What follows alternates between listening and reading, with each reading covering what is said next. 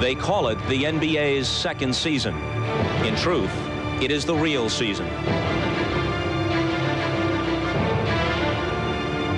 And tonight, only one team can earn the remaining invitation to the NBA Finals. The Knicks were supposed to get there, and they started out that way, taking the first two at home. But when Indiana responded in kind at Market Square, the series began to take shape, tied at 2. Still, it lacked artistry. It lacked theater. Game 5 changed that. Game 5 and Reggie Miller.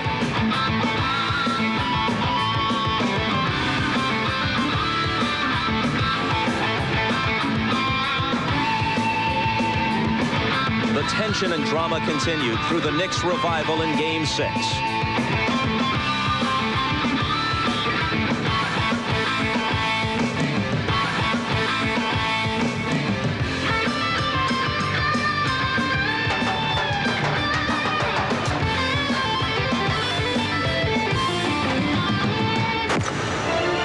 And now, here they are, the Pacers in their 98th game, 48 minutes from an unexpected achievement.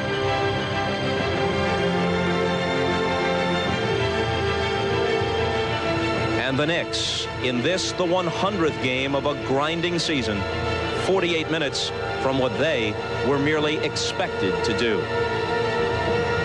48 minutes, beginning now.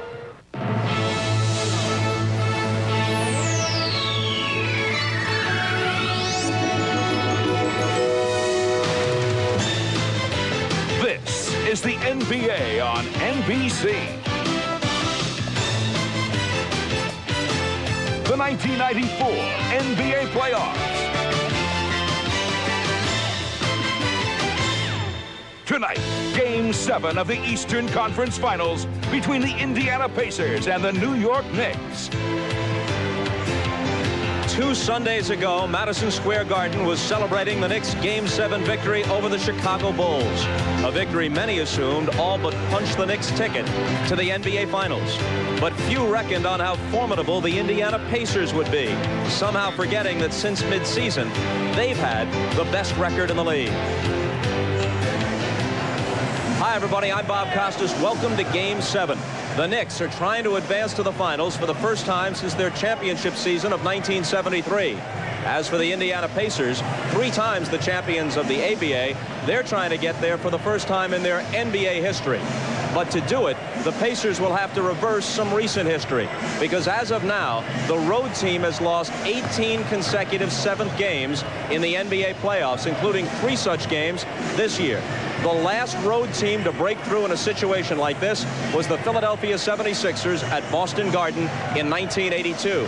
Now, the Pacers know they can win here. After all, they did it on Wednesday night. But tonight, they'll contend not only with the favored Knicks, but with a Garden crowd that figures to be as pumped up as at any time in recent memory. The guys who'll have to talk over the din are Marv Albert and Matt Gukas. Let's go to them courtside. Marvelous. All right, Bob, and for the Knicks and the Pacers, it has come down to this, and Knicks coach Pat Riley feels fortunate to escape with a victory on Friday night, and he is looking for similar intensity to overcome the difficult moments down the stretch. Well, it has to be the same way that it was the other night in Indianapolis. We cannot lose the edge. Whatever it was that motivated us, obviously we're on the brink of elimination.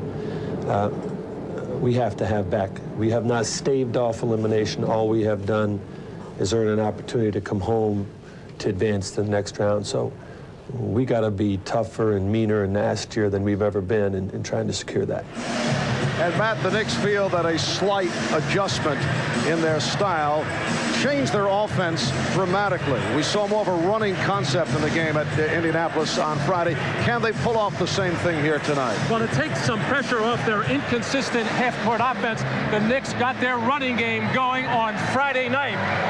And they outscored the Pacers 33-7 in fast break points, a big factor in Game 6. And speaking of big factors, John Starks had an outstanding all-around game. He not only only scored 26 points. He made Reggie Miller work for his, and more importantly, he kept his emotions under control. And in Game 6 on Friday night, that Indiana Pacers starting front line was on the quiet side. In the 3 Pacer victories, that front court did the job. Well, Indiana is going to have to get effective contributions from their starting front line, something they did not get in Game 6. Dale Davis is going to have to neutralize Charles Oakley. Derek McKee is going to have to score at least double figures, and Rick Smith is going to have to occupy Patrick Ewing. And if all of that gets done, the Pacers still just might need one more incredible fourth quarter performance from Reggie Miller. And Reggie has often said he'd rather play on the road and loves the role of the villain.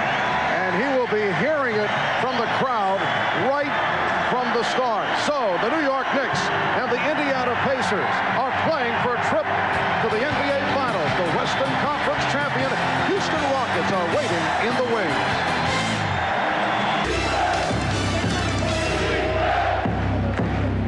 Good evening, everyone, and welcome to Madison Square Garden, the world's most famous arena. Tonight's Game 7 of the Eastern Conference Finals features the Indiana Pacers and your New York Knicks.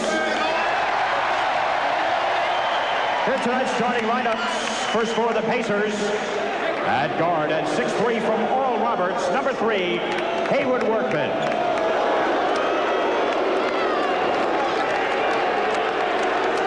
At guard at 6'7" from UCLA, number 31, Reggie Miller.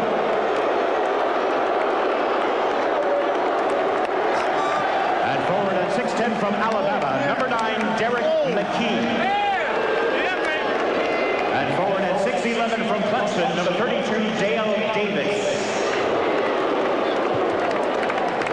And at center at 7'4" from Harris, number 45, Rick Smith. The trainer is David Craig, assistant trainer Kevin Johnson, assistant coaches Bill Blair, Gar Hurd, and Billy King, and the head coach, Larry Brown.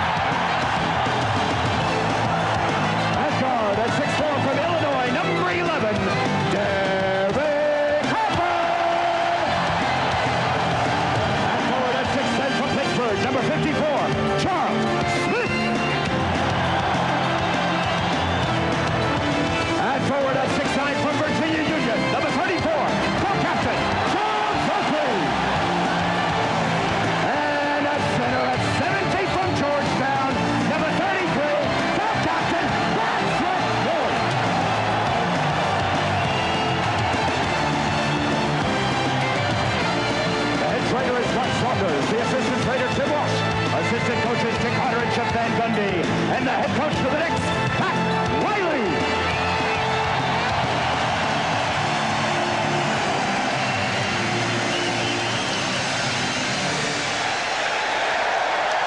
For the 7th and decisive game of the series, we have double coverage on the sidelines. We are joined by Ahmad Rashad and Hannah Storm. Let's start with Ahmad. All right, right, thanks, Marv. I visited the Knicks locker room. It was very different than it was on Friday night, where it was quiet and very businesslike. Today, very feisty. Everybody appears ready to play.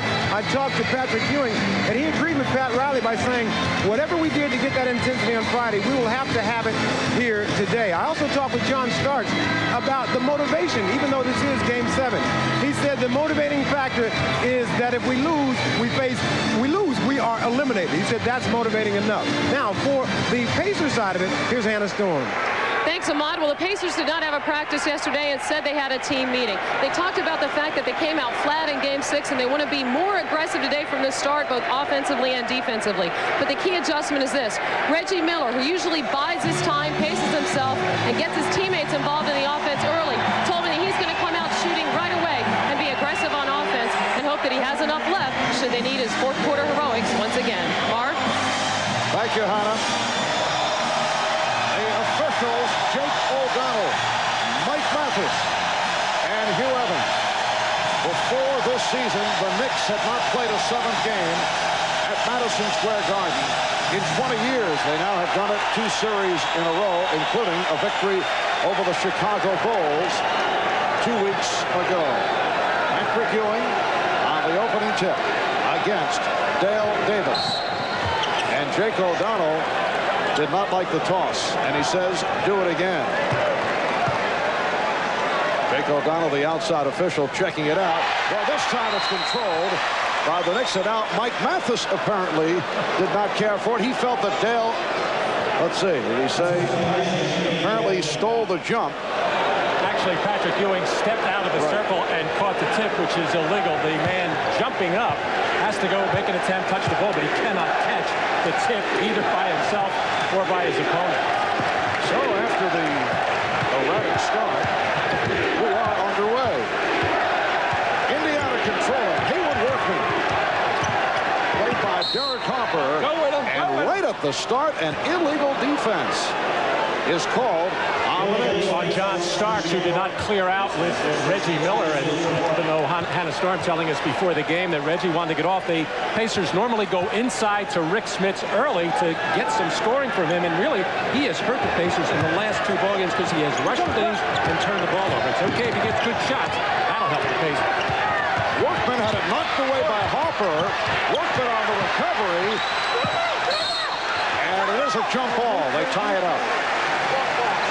Derek Harper had 5 steals in Game 6 at Market Square, including a big one down the stretch. Harper got a piece of that ball. So important for the Indiana Pacer point guards to get as much penetration as possible to break the Knicks defense down so they can create shots for some of the other players rather than just either go inside to Smits or stand around the perimeter. Well, Patrick Ewing says it's me on the tie-up.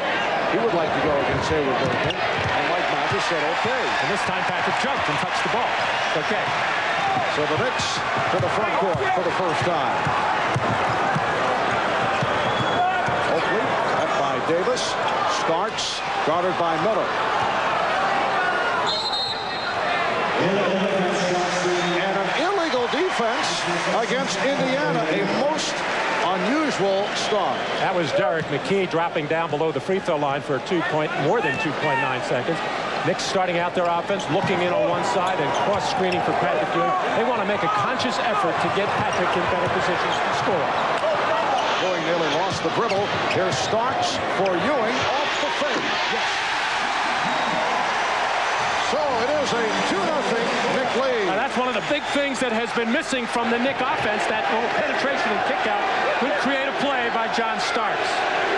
Well, Patrick Ewing with only 10 shots the other night. McKee couldn't handle that pass, and the ball goes back to New York.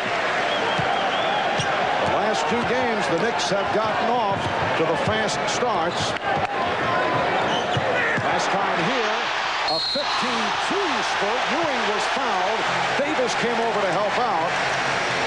And Ewing will go to the line. A live body so far by Patrick Ewing as you get good post-up position and then a very quick move as Rick Smits getting way out of position on the play and Dale Davis coming over to help out. And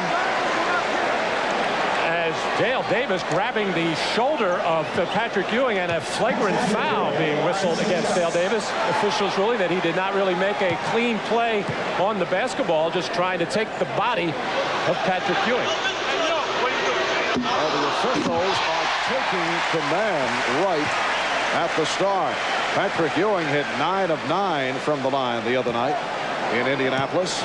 Flagrant foul charge to Dale Davis. We've had 2 illegal defense warnings. We had some unsettling moments on the opening tip. We've played only a minute 18. Seems like a lot of activity, but it's only the Knicks 3, the Pacers nothing. And Marv, understandably, everybody a little bit tight at the beginning of this ball game. It's been a very long series. There's not too much to think about right now except go out and play your game, but neither team able to get on track. We're obviously just in the first couple of minutes.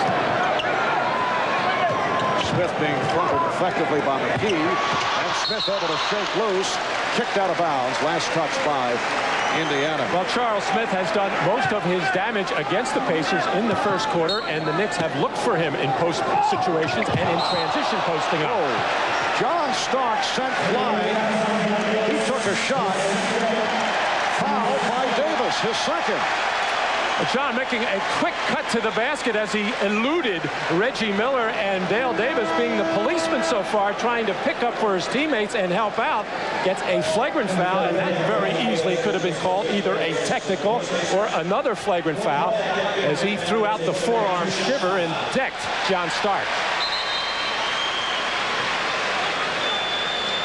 So Starks to the line.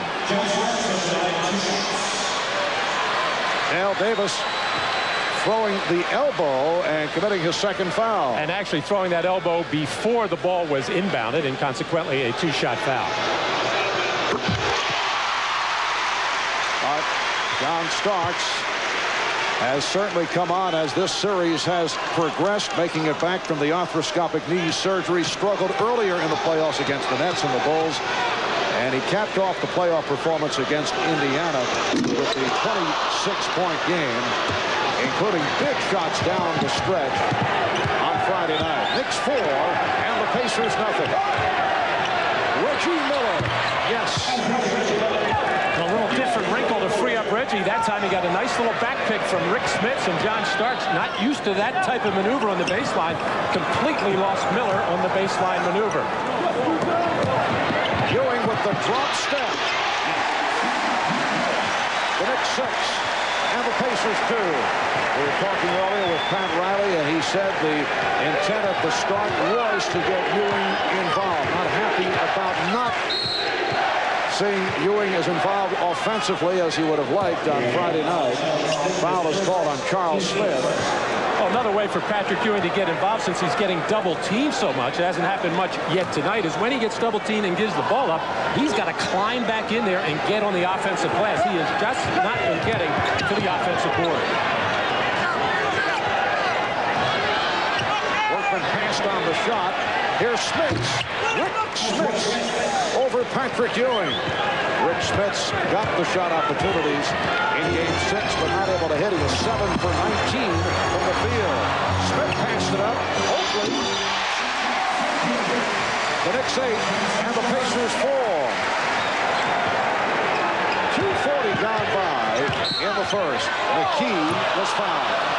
Derek McKee putting the move on. Charles Smith has collected his second. Well, Derek McKee trying to get more aggressive at Pacers, and he knows that they need more scoring from him. When they have won, he has scored over 10 points, and each game that they've lost, he's been under that. So he gives you a lot of different things, rebounding, defense, and assists, but he's got to get you some points as well. Anthony Mason has come on for Charles Smith. Anthony Mason fronting Derek McKee. They double up on McKee. And a foul is called. Antonio Davis hit by Charles Oakley, and it looks like Antonio Davis is hurt. Antonio Davis has been banged up right throughout this series. Here's another look at the pass to Antonio Davis. Well, the whole front line of the Knicks scrambling around trying to pick up McKee as Mason was fronting. They did a good job of recovering, and he almost stripped by Oakley. But Antonio Davis feels that the Knicks have been intentionally hitting him on the top of that sore right hand, and he keeps saying, if they do that one more time, he never finishes the sentence. Well, you can see why he is upset, though. It has been a very sore hand that he came into the series with. To look at it, also bothered by a sore right elbow. That from wear and tear dating back to the preseason, but he was upset with Charles Oakley, who got him in the elbow a couple of games back. The Knicks 8 and the Pacers 5. Antonio Davis coming on for Dale Davis, who picked up those 2 early fouls. Mason played by McKee. Oakley sets the pick. Hopper with a bullet pass for Ewing, who is rejected by Antonio Davis. Here's Reggie Miller going at John Starks, and he's fouled.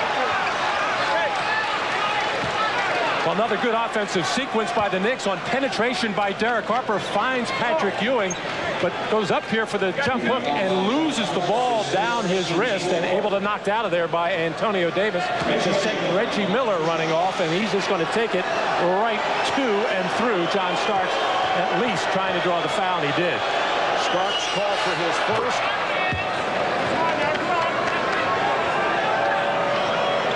John Starks really has kept himself under control these last few ball games. No matter what happens, missed free throw, foul called on him, turnover, mistake, and he hasn't committed many of those. He is just keeping the poker face and playing basketball, and it's very hard for him, but he's doing a good job. Yes, he has been under control, had the magnificent game on Friday night. Also did a nice job defensively on Reggie Miller, who did get going in the 4th quarter. Saved by Starks. And he carried the ball.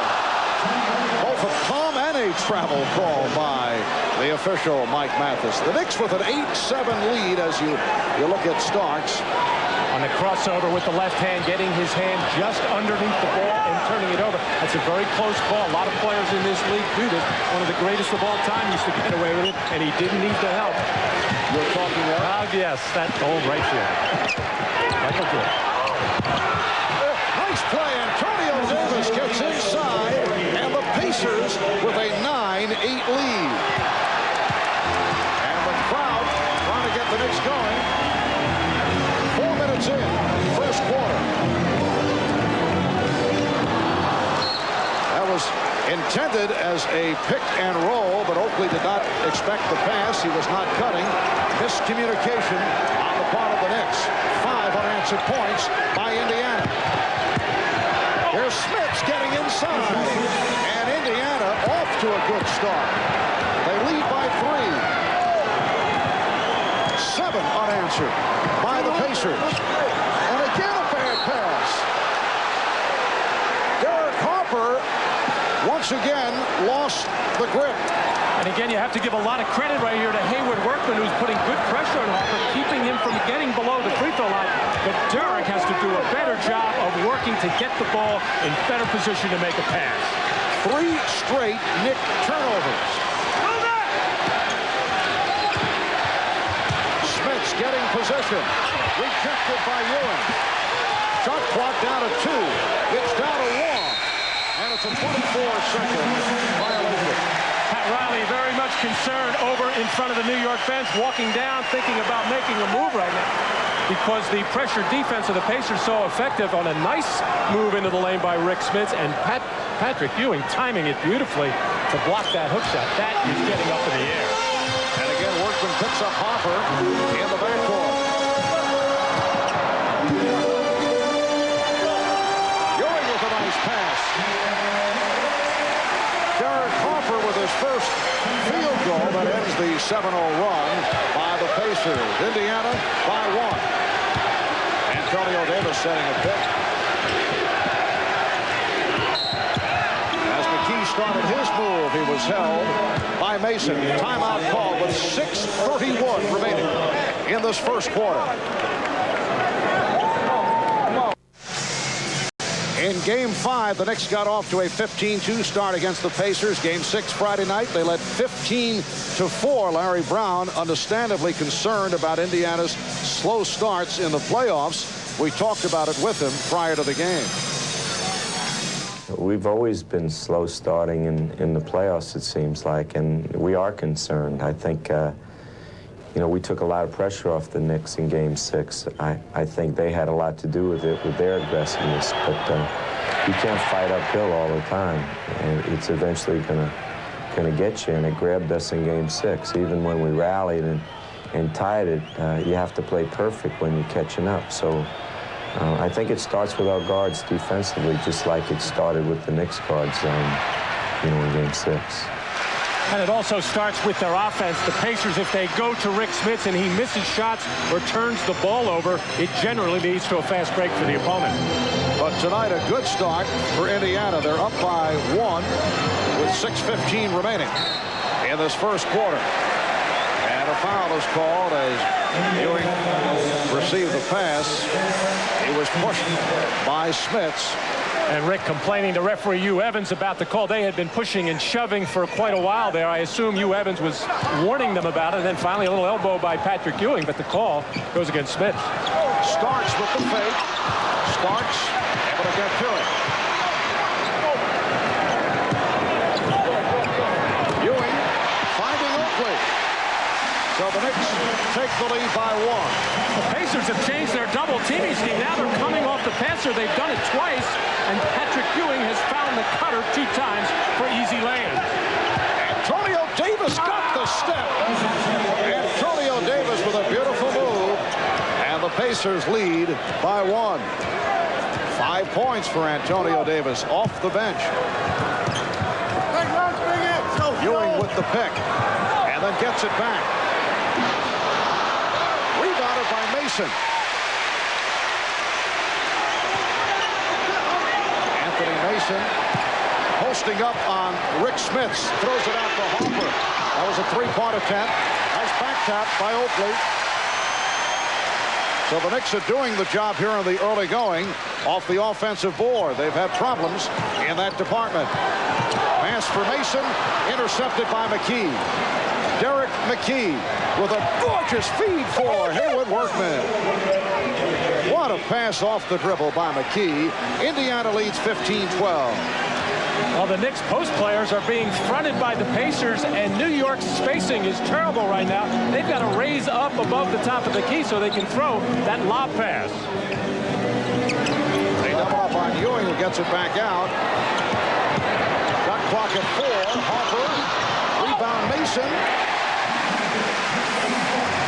Anthony Mason did a lot of good things the other night in pushing the ball down court. However, he did commit 9 turnovers, and the Knicks would like to see him a bit more careful with the basketball. Mason with that field goal is first. Smits trying to come back. Rebounded by Antonio Davis. And knocked out of bounds. He thought he was fouled. LaSalle Thompson, Vern Fleming getting set to check in. Oh, Antonio Davis just too quick here for Charles Oakley, and nobody can get there in time to help out as Charles Oakley got caught standing straight up, and the no-look pass by Derek McKee to finish off the fast break for Haywood Workman. Pacers by 1.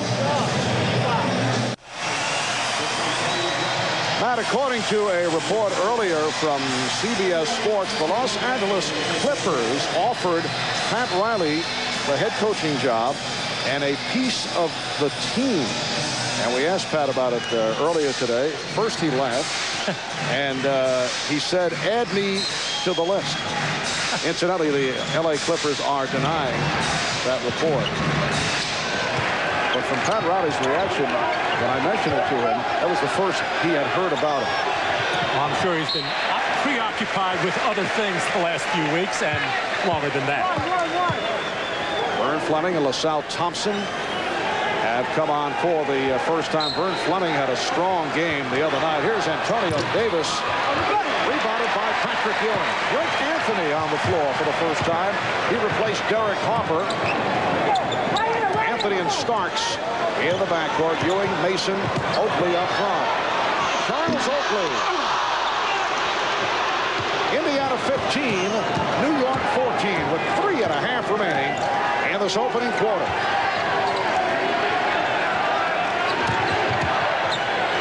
Reggie Miller played very tightly by John Starks. But here's the applause. Here's LaSalle Thompson. LaSalle Thompson, who's made it back from the broken hand, has the good outside touch, but that's the first one he's hit in some time.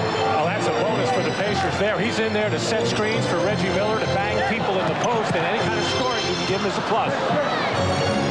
Pacers by 3. Ewing. Rebound Mason. Starks for 3. Yes.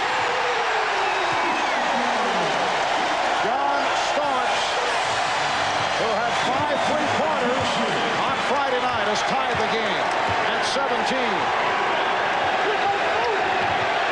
Starks got picked off, and Miller converts. Nicely executed by Indiana. And of course, Reggie runs those screens so well, and if you do not get help from the big man guarding the screener, there's just no way that you can stop him from doing that because John Starks is trailing and steal. Reggie Miller picked it off. Here's Fleming.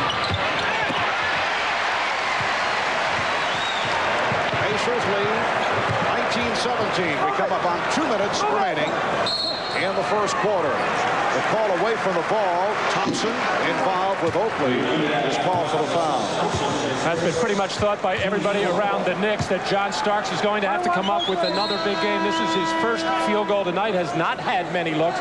He has now got himself up to 13 for 26 in this series from beyond the arc. And you can see how he has turned it up after the quiet time, the first 5 games of the series. Mitchell has checked in for Indiana for the first time. Starks got the step. Starks on the reverse. Rebound Ewing. And the game is tied at 19.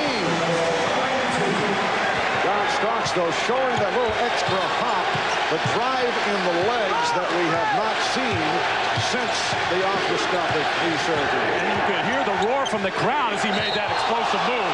Traveling violation on Antonio Davis.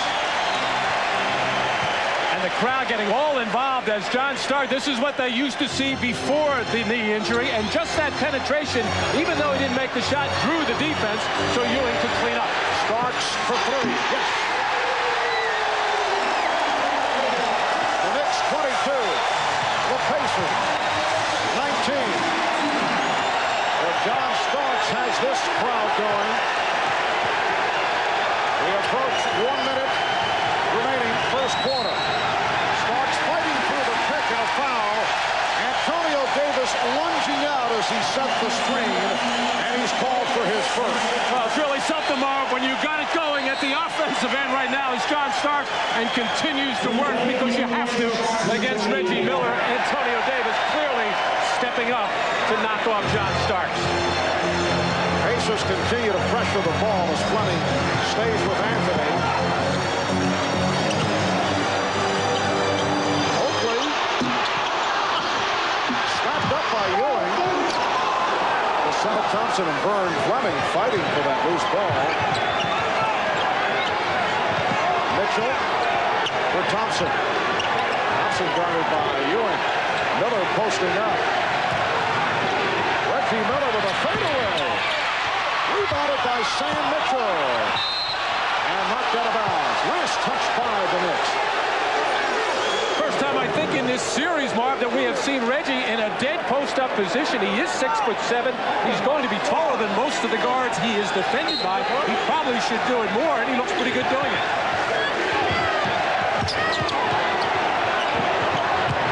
Fleming gets inside. Vern Fleming, who loves playing here at Madison Square Garden, a native of New York, attended Monte Cristi High School in Queens, and he has had a very solid series off the bench. Down to 15 seconds in the quarter, 10 on the shot clock. 5 on the 24. Oakley left open. Charles Oakley with his third field goal. He has 6. Knicks by 3. Final final seconds of the quarter. Mitchell lines drives it. Mitchell drills it, and here is Starks firing it down. That's the end of the first quarter. John Starks with 2 from downtown, 7 points in all in the first. And after 1, here at Madison Square Garden, it's the New York Knicks 24 and the Indiana Pacers 23.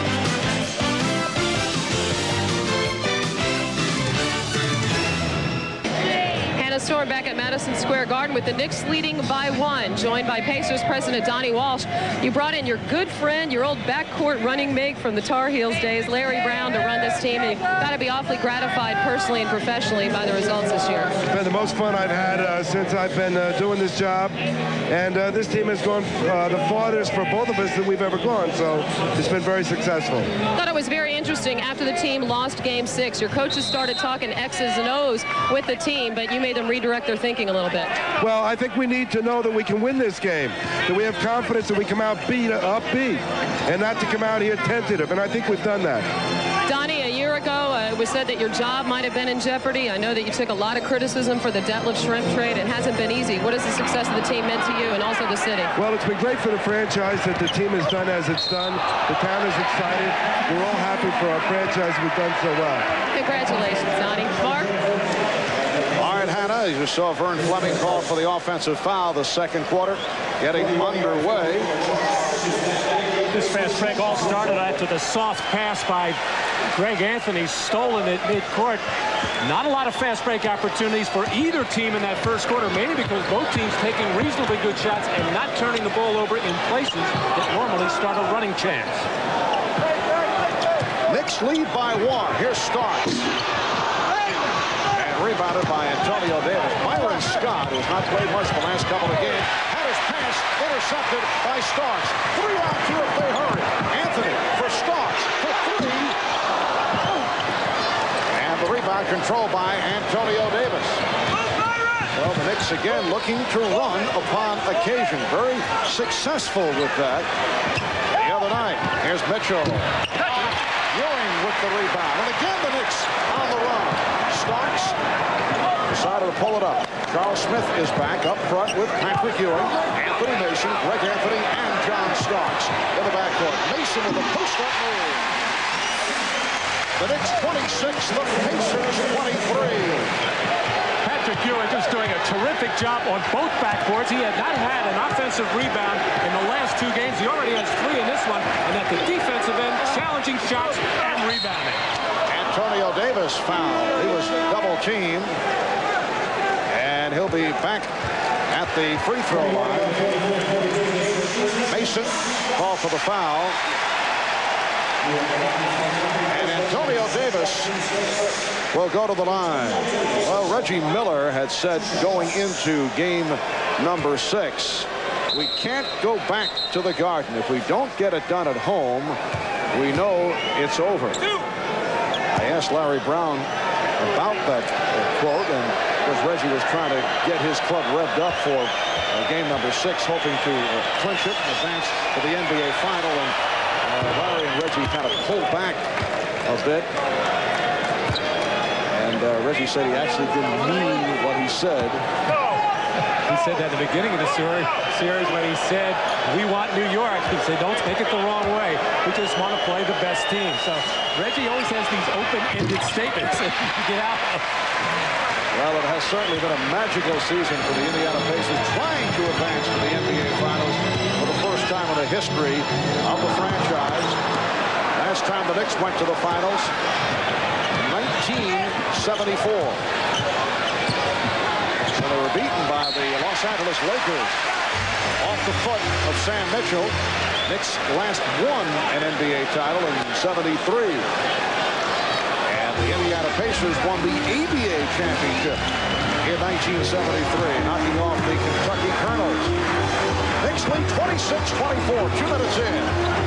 Second quarter. Anthony for 3. Ewing with the rebound. It is a different story on the offensive boards for Patrick Ewing. here in the first half. I'm sure viewing the videotape of the last two games and the coaching staff of the Knicks pointing out to Patrick, you've got to get on the boards. He has been active.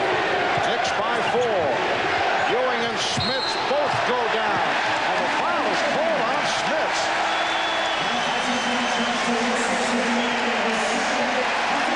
Patrick Ewing fronting Rick Smith, trying to keep the ball from going in his hands. Both centers working extremely hard. And Rick Smith just whipping Patrick Ewing to the floor. Second foul called on Smith's. Timeout taken by the Pacers.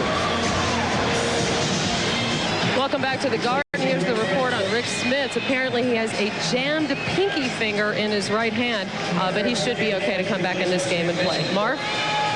Apparently Rick hurt himself when he went down in that collision with Patrick Ewing and picked up his second foul. So Smith's sitting it out right here. Dale Davis is back. Antonio Davis guarding Patrick Ewing. Was able to get inside but could not score. Charles Smith with another Knick offensive rebound. Gilbert Davis with his first attack.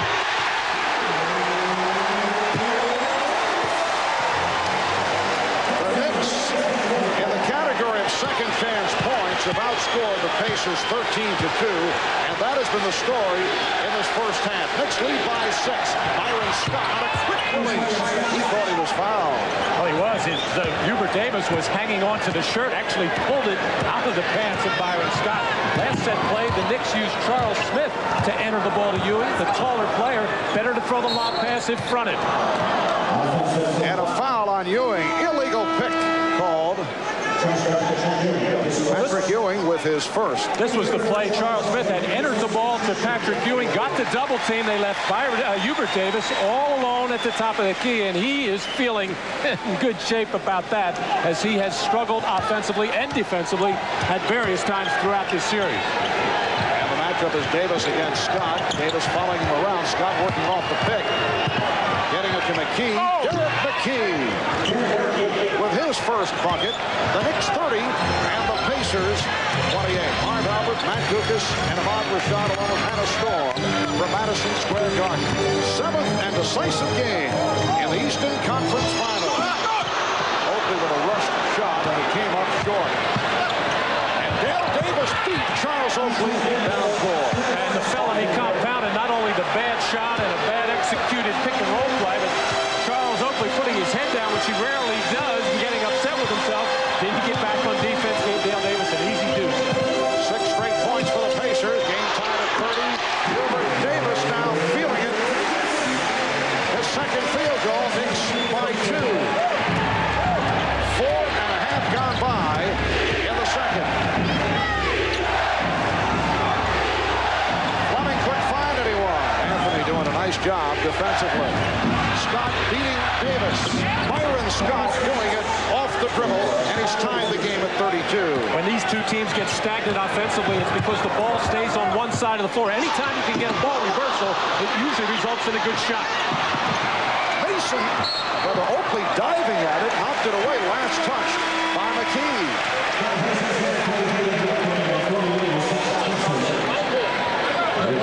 That dive by Oakley is one of those hustle plays that the Knicks and Pat Riley talk about all the time. It saves a possession, gives New York another chance, and Charles Oakley leads New York in that category by a wide margin. And the Knicks, as you see, doing it off the offensive boards. Already 10 rebounds on the offensive end after struggling the 2 previous games. Davis finding Smith. He lost it.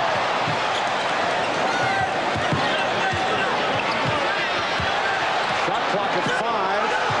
Smith checking it, and that is blocked. And a foul is called on the funnel by Oakley. 6:39 remaining. First half. The game tied at 32. Well, among those on hand here, Bill Murray, who's getting the treatment from the crowd. Fans know he's a Chicago Bulls fan, and they greet him. John Lovitz and Maury Povich, Woody Allen. Georgetown coach John Thompson has been a regular, as has Spike Lee, who obviously is bored with the proceedings at this particular moment. Spike coming off the eventful Game 5 here at the Garden, getting involved with Reggie Miller, then made the trip to Indianapolis, but was very low-key Friday night at Market Square. It's been well established that the Knicks have a tendency to play, well, not so pretty basketball, and it has not been pretty a lot with their half-court offense. But the one thing that's keeping them right in this ball game is those hustle plays, diving for the loose balls, getting second chances. They already have 11 offensive rebounds, as Rick Spitz getting his hand and finger tended to by their trainer, David Craig. And Hannah Storm during that last timeout telling us Larry Brown really wants to get his guards back in there to help out on the rebounding. It's not just on the front line play. The Knicks lead by 2. Indiana shooting well in the first half. 14 of 21. They've hit their last 4 shots. 6.5 remaining in the half. Haywood Workman is back. And Byron Scott at the guards. LaSalle Thompson up front with Eric McKee and Dale Davis. Thompson try to recapture. Scott playing the ricochet and hits a spectacular three-pointer by Byron Scott off the recovery. Another well-executed play by the Indiana Pacers as they stumbled and fumbled and kicked the thing all over the place and get a wide-open look for Byron Scott. And he is 3 for 3, 7 points in all. Foul was called on Scott, who agreed with Jake O'Donnell. Well, LaSalle Thompson lost the handle on it, but just got enough of a hand on it to keep it alive and kick it to the corner. Not kick it, but push it to the corner for Byron Scott to get an open three-point shot. This is probably the only way that the Pacers can get open right now is fumble the ball. The Knicks are playing very aggressive defense. Pacers have hit their last 5 shots. Davis gets inside. The tip was missed. And back comes McKee. Looking at Scott on the wing.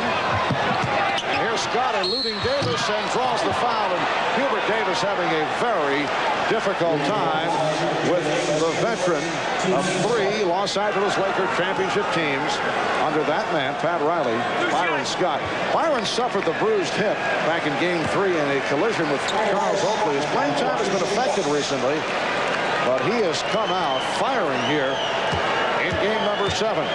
And it looks like a new backcourt about to step on for the Knicks. Derek Harper and John Starks coming on.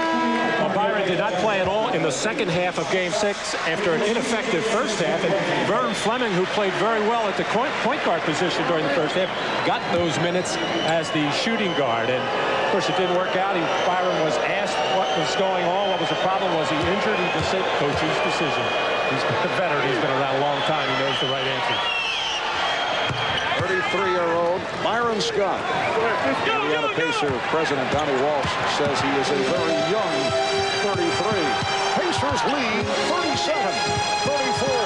5.5 to go. First half. And pass from Ewing, recovered by Mason, then he lost it. McKee going behind the back. Byron Scott has scored Indiana's last 7 points. McKee and Mason got a piece of it. The Pacers on fire in the second quarter. They've hit their last 6 shots for 70% shooting for the game. And they're up now 39-34. Indiana's in 16 of 23 from the field.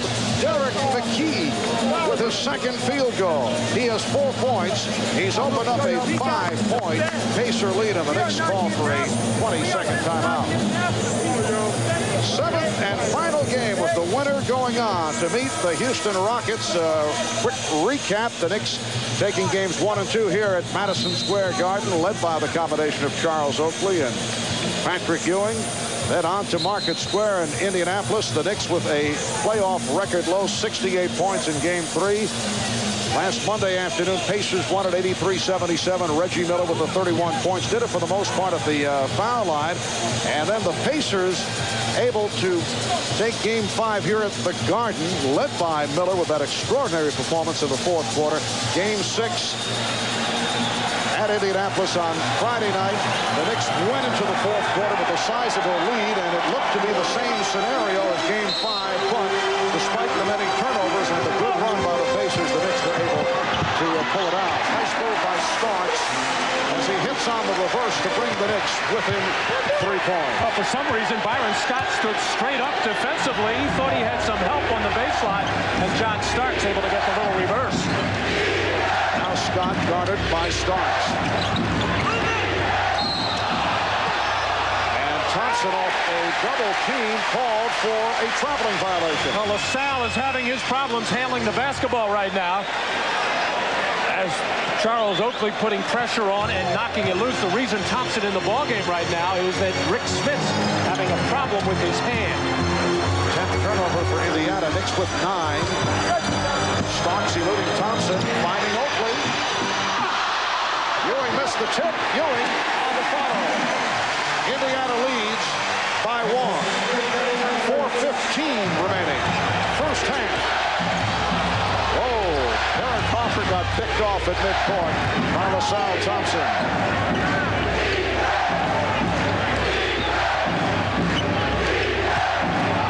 Dale Davis. Got to go glass, came up short. Starks had a 3-on-2. Indiana with a good hustle to get back to break up the fast break possibility. Hopper for 3. And back come the Pacers. Workman pushes it down. Sets up Scott. Scott eluding Starks. Oh, Byron Scott once again able to drill it. He is 4 for 4.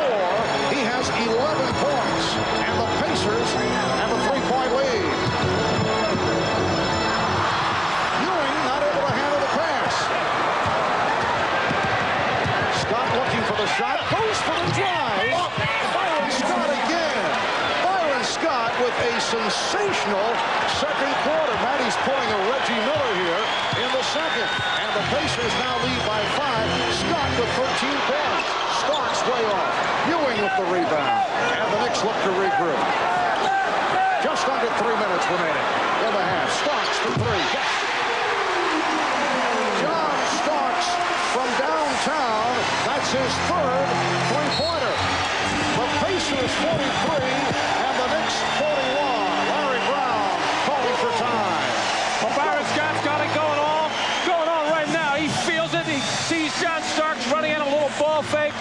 Everything leaving his hand looks good. And then the drive to the basket, able to get the little shooter's touch. His good play has kept Reggie Miller on the bench.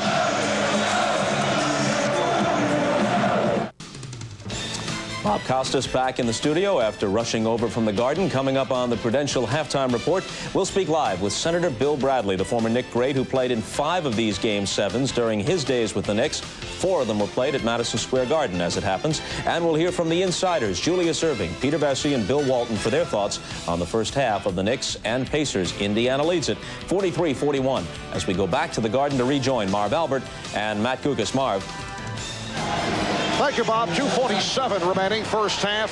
And the Pacers with a 43-41 lead on the Knicks. Byron Scott looking a bit weary, even though he may be the youngest 33-year-old that Donnie Walsh has ever seen. But what a performance by Byron Scott in the second quarter. 13 points in the second. Ahmad Rashad is right next to the Knick bench. Let's go to Ahmad. All right, Mark, during that last time out, Pat Riley very much concerned with trying to get Patrick Ewing the ball in deep. He hasn't been able to get the ball in deep, so he wants him to come off the pick a little bit wider with a bigger flare to try to get him the ball maybe a little bit further from the basket, but at least a chance to shoot. Marv?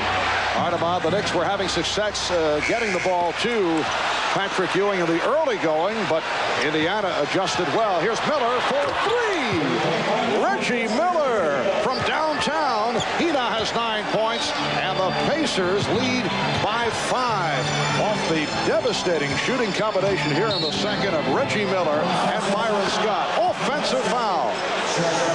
It's on Ewing. That is his second. Well, Reggie Miller setting up here after one of the rare offensive rebounds by the Indiana Pacers. The Knicks have had the best of it in that department, but a lot of times, in the case of John Starks, as Tick Harder extremely upset, but that's how a shooter like Reggie can get open. After that offensive rebound, you tend to relax, or after the shot is taken, and that's when a shooter can get open.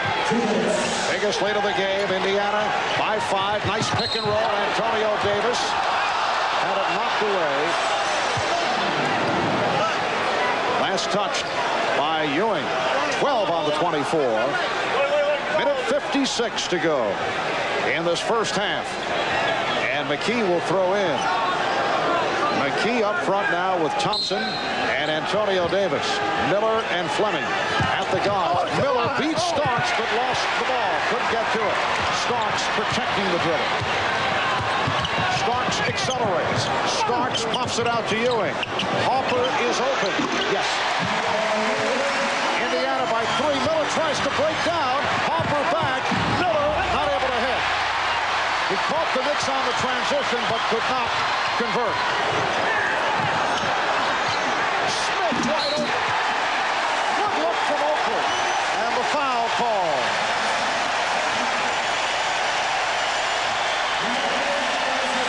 Miller on his breakaway layup. An excellent defensive play here by Harper just to get in the path of Miller to make him change his direction and miss. And under pressure, John Starks finds Oakley, who finds Charles Smith for the very strong finish. Unusual to get a fast break after a missed layup because Reggie was so far ahead of the pack. There were 4 blue shirts back, but they tried to trap Starks in the corner. Antonio Davis called for the foul. Charles Smith with a three-point play has tied the game at 46. 1:20 to go, first half. And that whistle away from the ball. Charles Smith with his third. Well, Reggie Miller trying to set that little screen here for Charles, on Charles Smith to get Derek McKee coming out to the right side of the floor, and Charles getting his elbow up high. Anthony Mason replacing Charles Smith. 5 straight points by the Knicks to tie the game at 46. For the Knicks, their 100th game of the season. 82 regular season. This is their 18th playoff game. Indiana Pacers in game number 98. Their 16th playoff game. Miller for 3. Reggie Miller with his second three-pointer. And he's hot. 4 or 5 from the field. 12 points. Pacers 49. The Knicks 46.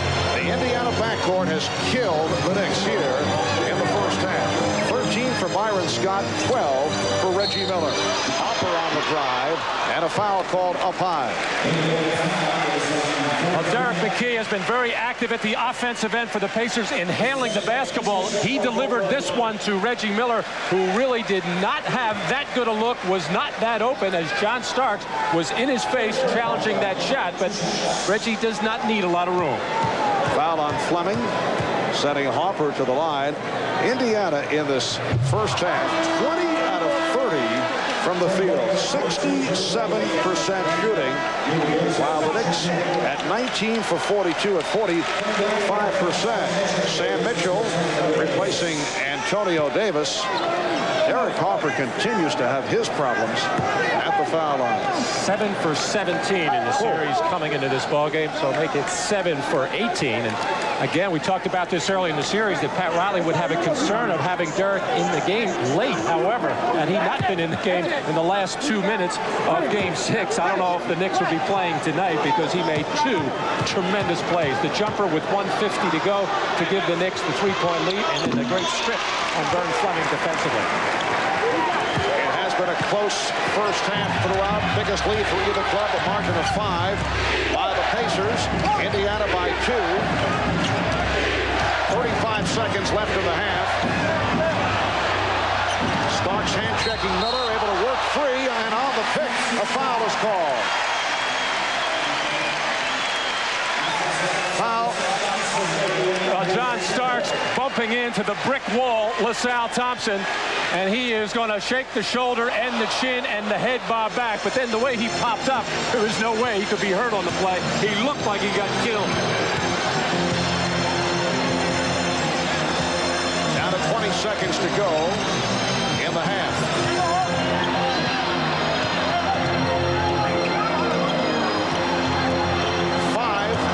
Shot clock. Traveling violation on Mason. And it will be Indiana ball with 9 3/10 seconds remaining, but first a 20-second timeout being taken by Larry Brown. Well, the winner here tonight will move on to face the Western Conference champion Houston Rockets. It will be either the Indiana Pacers or the New York Knicks in Game 1 of the best-of-7 NBA Final Wednesday night, starting at 9 o'clock right here on NBC Sports. That'll be 6 p.m. out on the West Coast. Houston Rockets with a long rest period after wrapping up their series against the Utah Jazz. Had a little training camp down in Galveston, Texas. They have come back from that. I'm sure they are back in Houston now watching this. Rudy Tomjanovich, Carol Dawson, Bill Berry, Joe Ash, the Houston scout, has been at these ball games. And, of course, all the Houston Rockets, I am sure, cannot wait to get this thing started. And as we sit here right now, they have no idea who they're going to play. It's tough to prepare. Greg Anthony is back. Indiana ball as this first half winds down. Bob Costas and the Prudential halftime report just ahead. Miller stepping back, looking for the shot, able to swing away to gold glass. What a move by Reggie Miller as time has run out. The Pacers with a 51-47 lead at halftime off a remarkable shooting first half for Indiana. And Starks has Miller all locked up in this particular situation, but the long stride and step of Reggie Miller able to duck in and get the bucket. Byron Scott off the bench to hit 5 of 5, all in the second quarter. 13 points, and Reggie Miller with another good one, 5 of 7 for 14. Indiana 21 of 31, 68% shooting in the first half.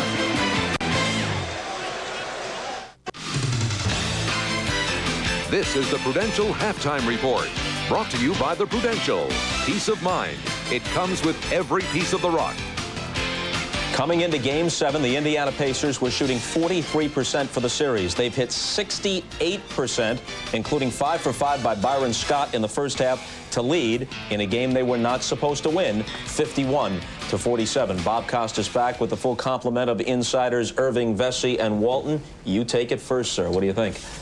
Even though the Knicks are behind, I still think it's their type of game. Lots of guard penetration, pounding the offensive glass, really reflecting what Pat Riley wants. His will, getting them to act like they're champions. They expect to win. The Knicks play their best when it's all on the line. Look for them to come out and play very well in the second half. Pacers had to hope a shooting guard would be a factor, but they thought it would be Reggie Miller, who in fact has 14. But Byron Scott, to put it in perspective, who had been held out of the lineup, only 23 points in the whole series, gets 13 points in the second quarter. First of all, I think we might be underestimating the Pacers right into the finals. Second of all, Byron Scott started out this whole thing for the Pacers by winning Game 1 against Orlando. Yeah. I didn't think it was going to hurt them that much in the last 2 games when he only played 5 and 8 minutes because of his hip pointer. I didn't think it was going to hurt them because Reggie needed to get into his rhythm offensively. So I thought if he wasn't on the floor, it wasn't hurting him. Obviously, they need Byron Scott. Now, Doc, here is the... Oh, go ahead. Yeah, one of the big pluses about Byron Scott having such a good second quarter is that Reggie Miller was able to get some much-needed rest. And he's the key guy coming down the stretch in the fourth quarter, so he might be capable of duplicating his feat of Game 5 because he's been able to get that rest. Right, but it's so very difficult for Byron Scott to play behind the big superstar Miller because Brown's job is to keep Miller out there all the time. Meanwhile, Byron Scott's on the sideline thinking, and by the way, he's not hurt. It was a coach's decision that he didn't play. He's on the sideline saying, hey, I can't wait to get in. When I do, I'm going to shoot it every time I touch it. It's gone in tonight. Here's the way the Knicks have stayed close. Out-rebounding Indiana 21-13. 18 second-chance points to just 2 for Indiana. And how about Pat Ewing, who had only 2 rebounds in Game 6? He's got 11 in the first half. He virtually hasn't gotten any offensive rebounds the last 8 quarters, 9 quarters. To come in here and get 6 offensive rebounds, 11 total, incredible effort. I was there in the locker room before the game. I thought he was tight before the game. I thought he was hyperventilating. I thought he was really nervous at the beginning of the game, but I think he got rid of that by going to the boards. Well, psychologically for the Knicks, I think they have to be a little down because they've done a lot of things right in this first half and they don't have the lead. The only thing that seems to be missing from their game right now is grabbing a rebound and throwing the longer outlet pass and maybe getting down, beating Indiana down court and getting some easy buckets like they got in Game 6. All right, well, of course, the winner of tonight's game advances to the NBA Finals. The Houston Rockets and Akeem Olajuwon are waiting. Game 1 is at the Summit in Houston on Wednesday night, 9 o'clock Eastern Time here on NBC. And when we come back, former Knick great Bill Bradley will join us live. That's after a message from Prudential and, of course, the obligatory word from the NBA.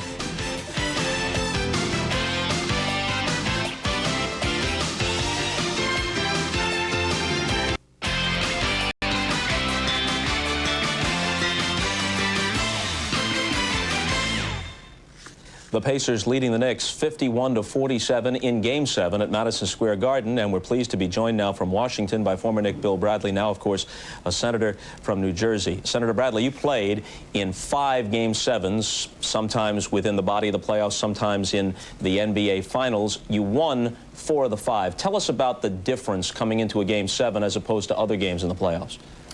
Well, I think the 7th game of the Eastern or Western Finals, or the 7th game of the NBA championship, is the best sporting event in sports. Everything is on the line. You have an intensity that is unbelievable. Everybody knows that they have to execute individually perfectly, and yet the team has to execute together. It is, I think, the best event in sports. You told me once that despite all the other things on your mind these days, occasionally you still flash back to the last play of the 1971 Eastern Finals against the then Baltimore Bullets at the Garden. They beat you by 2, and you had the last shot that could have tied it. That's exactly right. It's a shot that was missed. Wes Unseld jumped out and tipped the ball, and I still hear about it when I get in taxi cabs in New York City these days. They say, "Why'd you miss that shot back in 1971? Well, we just looked at it. Wes was all over you. It wasn't exactly like you blew an open opportunity. Well, it was a play for Walt Frazier. Play broke. They threw it to me. Seconds out. I only had one dribble into the corner. Wes was there. He got it, and I still hear about it.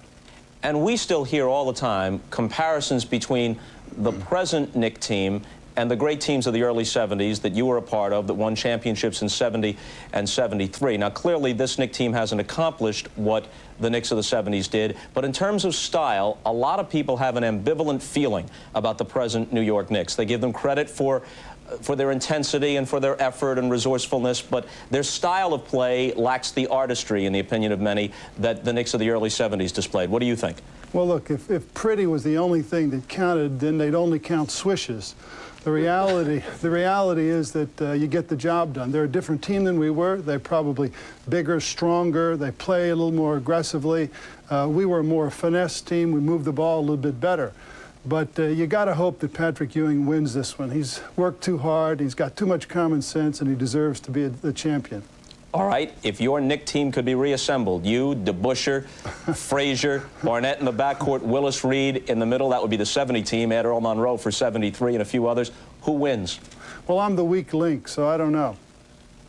I think it'd be, you can't measure teams across ages. It's just too different. The players today are bigger and they're quicker. We played a different style. Always I give the edge to the modern team, but you hold enough pride with your own to say you could hold your own. And lastly, Byron Scott's hip pointer, is that covered by the Clinton health care plan? I don't know. Is he seeing a doctor that's under an HMO or what? Well, thankfully, we've just run out of time. Senator Bradley, always great to talk with you. Enjoy the second half. Bob, nice to be with you. Okay. We'll send it back to Madison Square Garden for the second half of the Knicks and the Pacers. Indiana leads it by 4, and the Rockets are waiting for the winner. We'll rejoin Marv Albert and Matt Gukas after these messages from your local station. This has been the Prudential Halftime Report, brought to you by the Prudential. Peace of mind. It comes with every piece of the rock.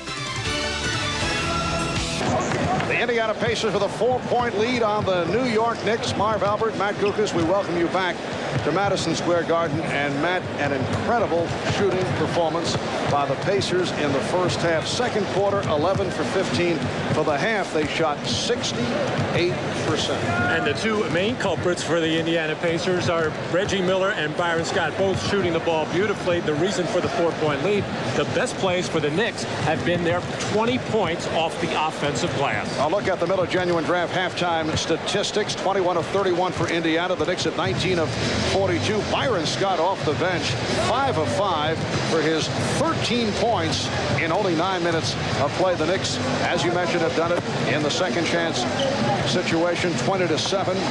Patrick Ewing with 11 points, 11 rebounds, but the Knicks were not able to get him the ball in the latter stage of the second quarter. Let's go to Hannah Storm with Indiana coach Larry Brown. Hannah? Coach, your team is shooting the ball beautifully, particularly the guards, but the Knicks are staying in it with a lot of second chance points. Now, these guys only had 9 offensive rebounds in the last 2 games. How are they able to be so effective in the first half this afternoon? Well, we're getting beat a little on penetration, and then we had a lot of turnovers, and, you know, they're able to run off the turnovers. But where's Ahmad? Where's Ahmad? I don't know. He's trying to drum up some news out of the Knicks locker room. Okay. What adjustments do you make on the offensive glass, try to get some boards? Well, we got to keep people in front of us, Hannah. I think we're gambling a little too much, and that opens it up for penetration. And we got to make sure if you keep people in front of you, you got inside position on the board, and then we just can't carelessly turn the ball over. Okay, Coach, Byron Scott, this is a guy that had 4 points over the last 3 games, played about 5 minutes in Game 6. I assume you were saving him for this afternoon. Well, he's been hurt. Yeah, I know. You know, he was exhausted. I mean, he couldn't gulp enough air, but... Any indication that he would shoot like this? Yeah, that's why I put him in. I mean, he's a pro, and if anybody deserves to be out here in Game 7, he does. All right, you're led by your championship veteran. Good second half, Coach. Marv?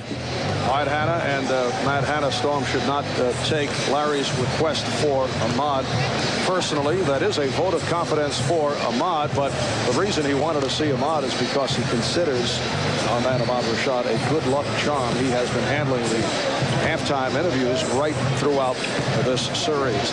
Pacers 51 and the Knicks 47. We'll be back with the second half at the Garden in a moment.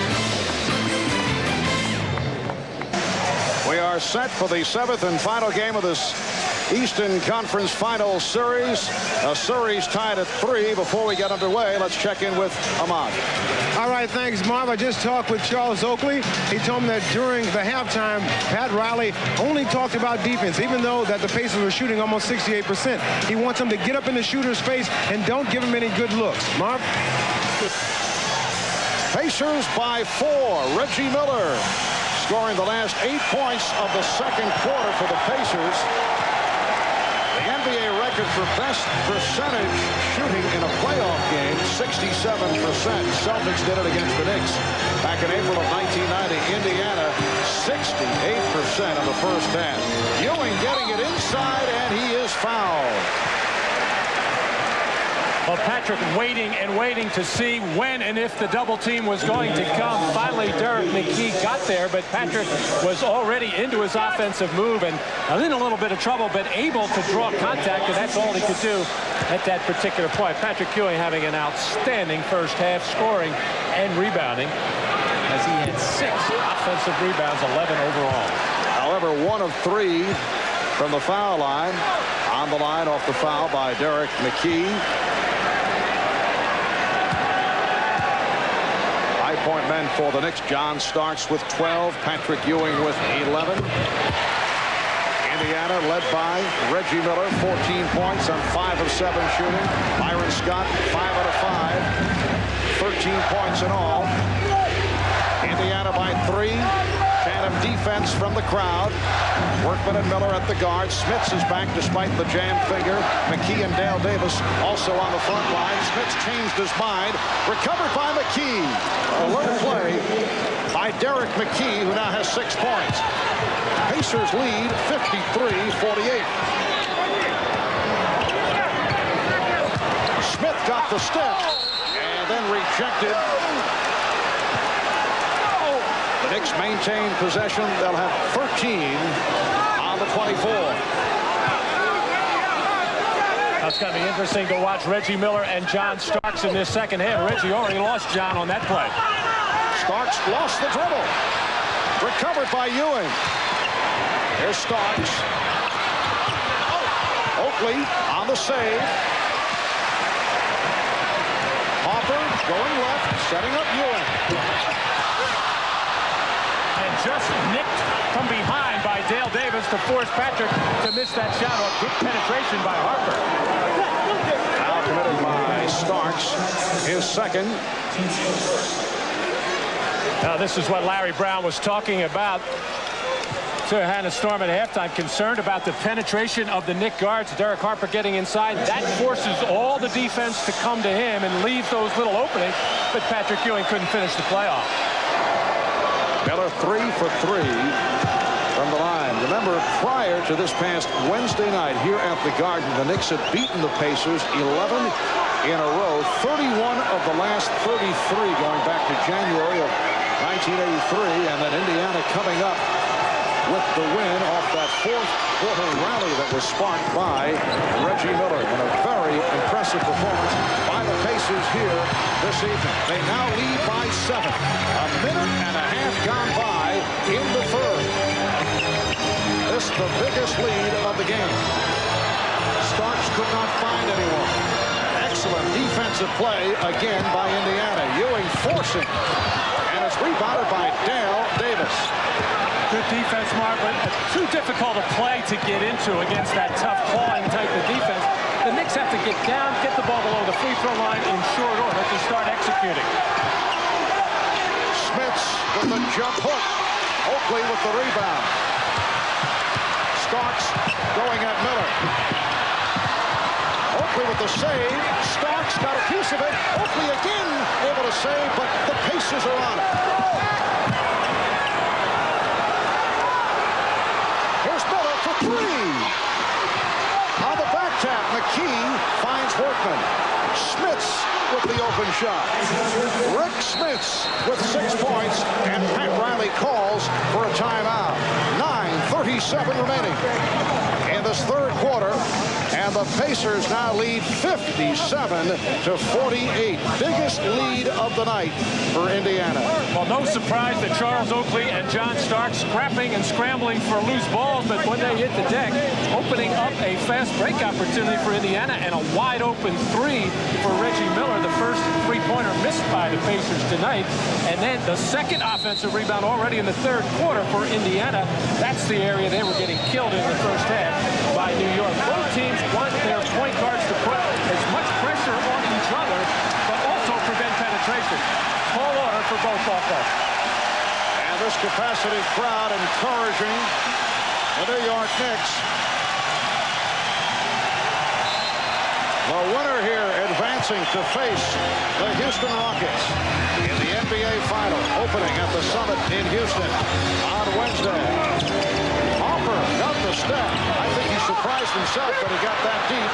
Rebounded by Smits. The Knicks 0 for 5 here in the third. McKee on a hesitation move, able to hit over Ewing. And the Pacers now lead 59-48 at 8:01 by the Pacers.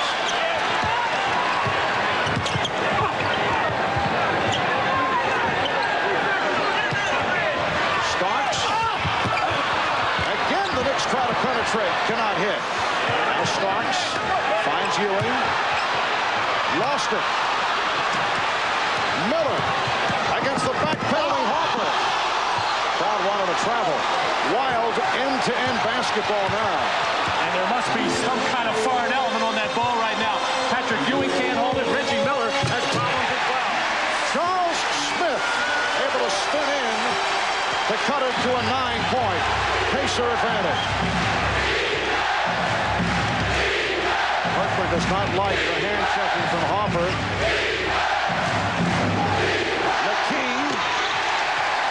McKee had good position. Harper for 3. Yes. That's a big shot by Derek Harper. I'm surprised he had the legs to be able to get that shot up. He looks very tired right now as he's bumping and bouncing with Haywood Workman. And they're having words as they play. Harper and Workman have had words before during the regular season. McKee and a blocking foul, offensive foul, called on the Knicks. Well, Derek Harper has been trying to create things off penetration, get into the lane and score himself or dish off. This time, for whatever reason, just launched a 3. Really not the kind of shot that the Knicks are looking for. Lucky to get that one down as Harper continues to hand check, almost like two boxers just poking away at each other, and Haywood Workman taking exception. Foul was called on Ewing, his third. watching Spitz.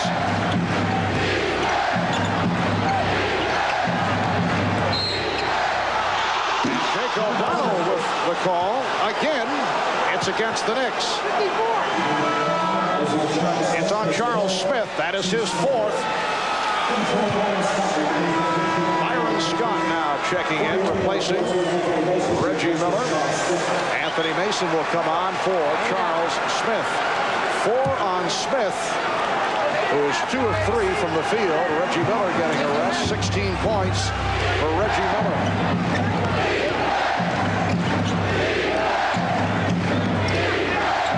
McKee's pass broken up by Mason. Mason trying to suffocate McKee. Smith. It's a bit further than his usual wing. Oakley with the rebound. Well, Derek McKee has been trying to handle. He had 6 assists in that first game. Much better defense by Mason on McKee than Charles Smith was playing. And a reach in. Called on McKee.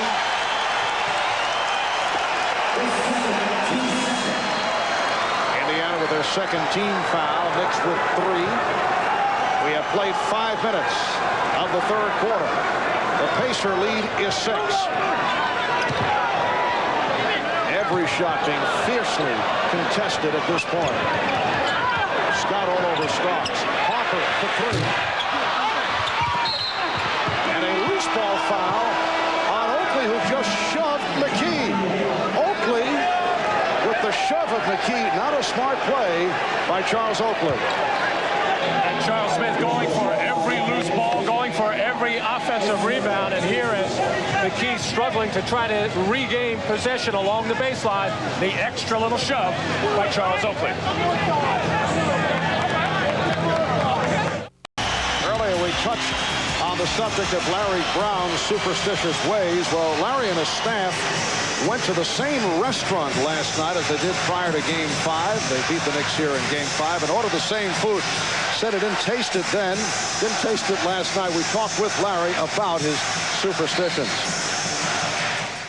I've done a lot of weird things. The only thing, it's a little different than in college. I used to get a new tie for each game in college. If we lost, I'd never wear it again. And it's gotten a little expensive in the pros. And also clothes, you know, I'd change suits or sport coats if we lost. But, you know, I'm a little toned down there. But basically, I would consider myself slightly nuttier than Reggie Miller.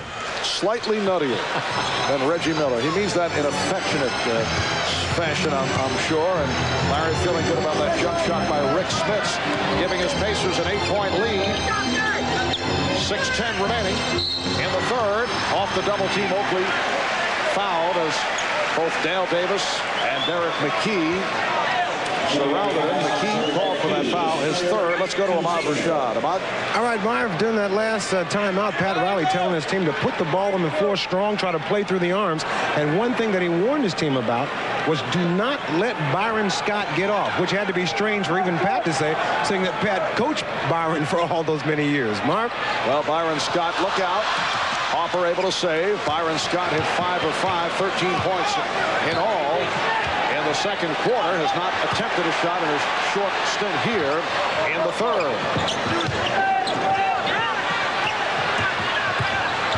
Starks with a hard driving move, and he's fouled.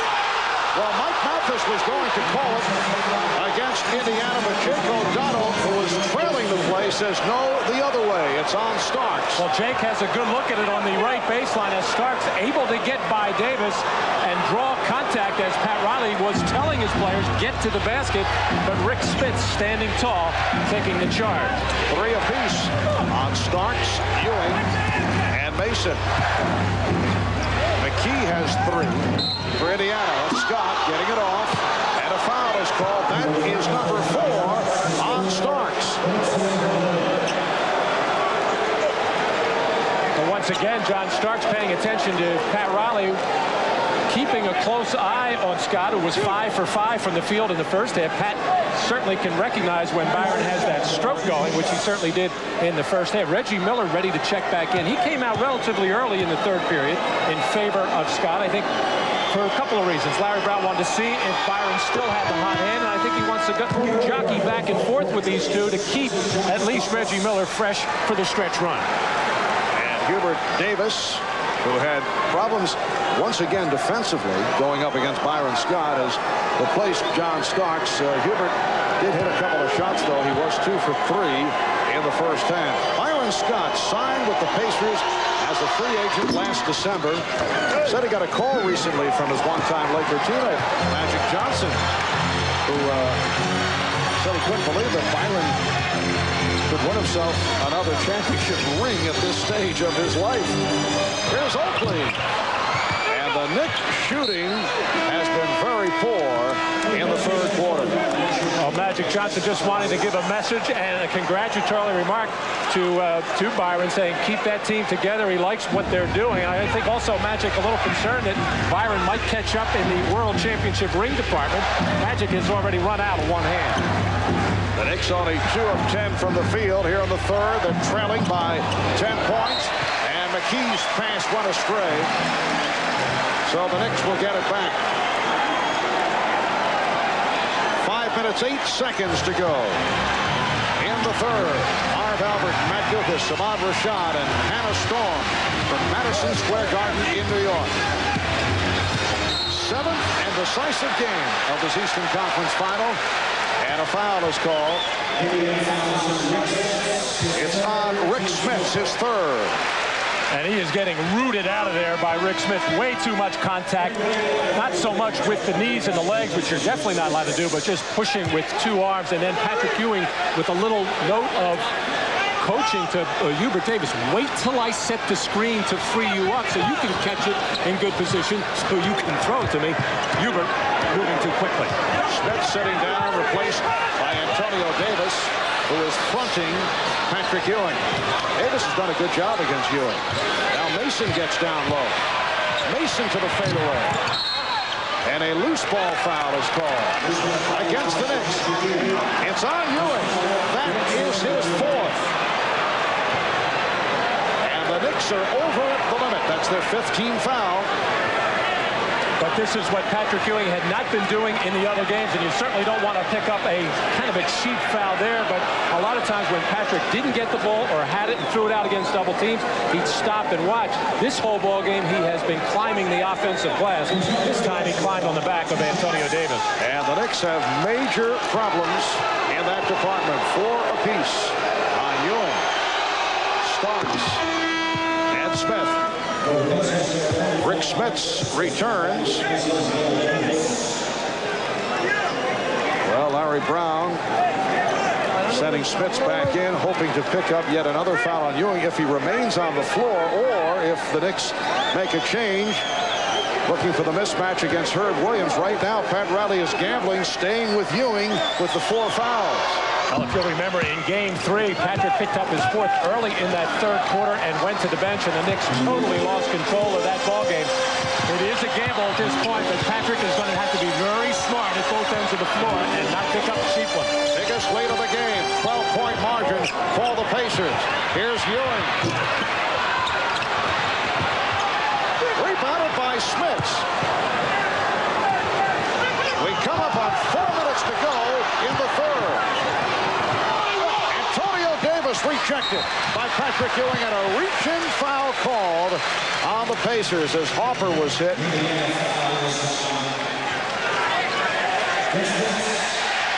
Smits picks up his 4th. And Patrick Ewing continues to be aggressive with those 4 fouls. Does not go for the foot fake or shot fake of Antonio Davis, but consciously goes straight up in the air to not pick up any contact or foul and gets away with a good block. Hopper, 1 of 2 from the line. Smith sitting down. Now LaSalle Thompson checks in. LaSalle Thompson played 10 minutes in the first half.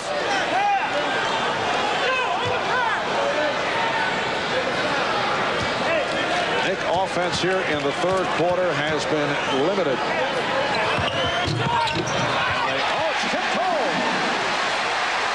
break for the Knicks as Charles Oakley tipped it to get a three-point play, and the Knicks are now down by 9. Miller played by Hopper. Workman being guarded by Davis. And the foul is called. Hold on Hopper. That is his first. Both clubs are over the limit. So the Pacers are headed to the line. And throughout this series, Pat Riley has not felt comfortable with Hubert Davis chasing Reggie Miller. So he'll put Derek Harper or Greg Anthony, whoever the point guard is, on the floor to guard Reggie because of the quickness factor, because you have to chase him around so many screens. They don't feel Hubert Davis is good enough to do it. Of course, John Starks sits on the Knicks bench with 4 personal fouls. Reggie Miller is now 5 for 5 from the line. He has had another excellent game. Of course, when Reggie has had the big numbers, he has turned it up in the fourth quarter. We still have 3 minutes and 50 seconds to go in the third. Indiana leads by 11. Hopper met on a double team. Frees up Ewing, who finds Oakland. Pacers 67. The Knicks 58. Patrick's been sharp all night long on seeing that double team and finding the cutters and finding the spot-ups. Miller with the runner. Ewing with the box out.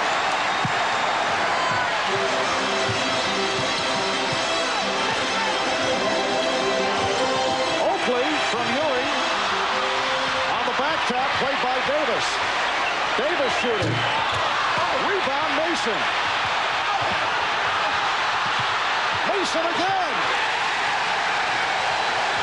A second and third effort by Anthony Mason. And Mike Mathis blowing the whistle. A timeout was called. Pacers were trying to get the attention of the officials, and the timeout was officially called. Well, nothing very pretty, just relentless offensive board work by the whole front line of the Knicks as Ewing, Oakley pounding in there, and Anthony Mason finishing off the play.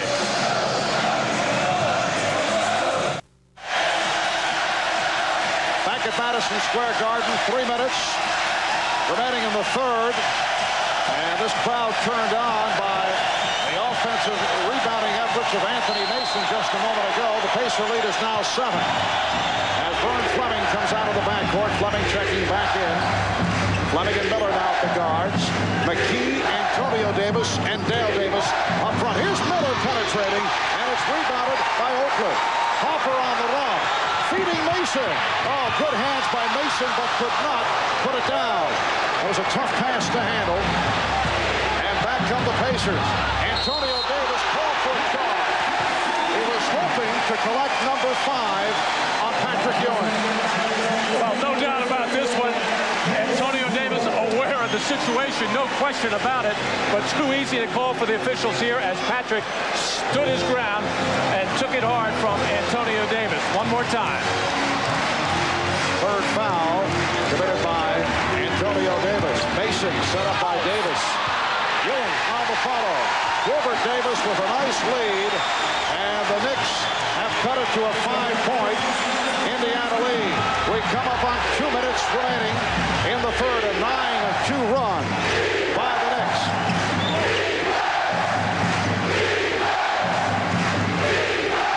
Fleming going behind the back to set it up. Recovered by Antonio Davis. Last touch by Mason. Well, Derek McKee, who was very sharp with his passing in the first half, has thrown a couple of flippers in this one, and surprising his teammates, the Pacers get away with a second opportunity here. And the Pacers shooting has cooled off. 4 of 14 from the field here in the third. Hopper was called for the push. That inbounds pass intended for Miller. So Hopper called for his second. Well, Derek trying to chase Reggie Miller off this screen, but grabbing and holding as Derek often does. Pat Riley talking to his team at that last timeout about it. Rashad overheard that, warning his guards not to foul shooters on the perimeter. If you'll remember a few games back when Derek Harper was hitting Reggie Miller on those long jump shots, cost him the game. But that's just as bad there, trying to grab a guy coming off the screens. The officials are aware of how Derek Harper hand checks on defense. He can't make it that easy a call for the referees. And the Pacers have done a good job at the line here tonight. They're 15 of 19. And Miller is 8 for 8. Indiana 69. New York 62. Harper fouled by Fleming. Both teams have been over the limit for some time. And now Harper will head back to the line. That's 3 on Fleming.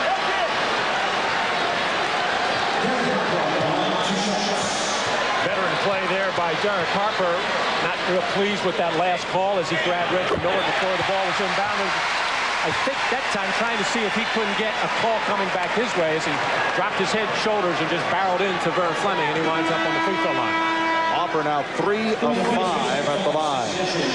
Sam Mitchell replacing Derek McKee. McKee leads with 8 points. Larry Brown over there. It was a rare, quiet moment here at Madison Square Garden making a call. It was either 32 or 42. You hear the 2 at the end of that. It's something for Reggie Miller. Stealing some signs here from the center field seats. Heard that one. Pacers by 5. Minute 35 left in the third. Antonio Davis not able to hit. Oakley with the save. Ewing on it. Couldn't handle it. Mason does. Taken down. And Harper comes away with it.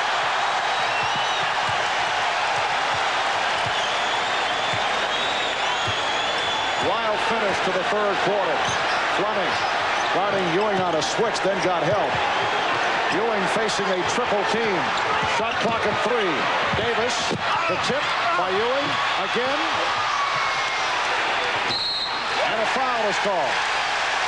No, a jump ball is called. Jake O'Donnell again right on the scene, making the call of jump it up. On a kick out by Ewing to Hubert Davis, and penetration by Hubert actually gave Ewing a couple of tips. He may have gone over the top, but Hubert getting back in there for another offensive rebound for New York. They have been fierce on the glass. Davis giving away 3-4 inches to Miller. The officials checking with each other. Last touched by the Knicks. E6 on Patrick Ewing as it went right between the wickets. Well, the one major flaw in his game, Patrick Ewing, very small hands. And you can see the problems he has in handling the ball or losing the ball when he has to handle it. Ewing with the rebound. Pacers have missed the last 6 shots. 40 seconds to go in the third. Indiana by 5. Ewing puts the move on Antonio Davis. Yes, and it counts.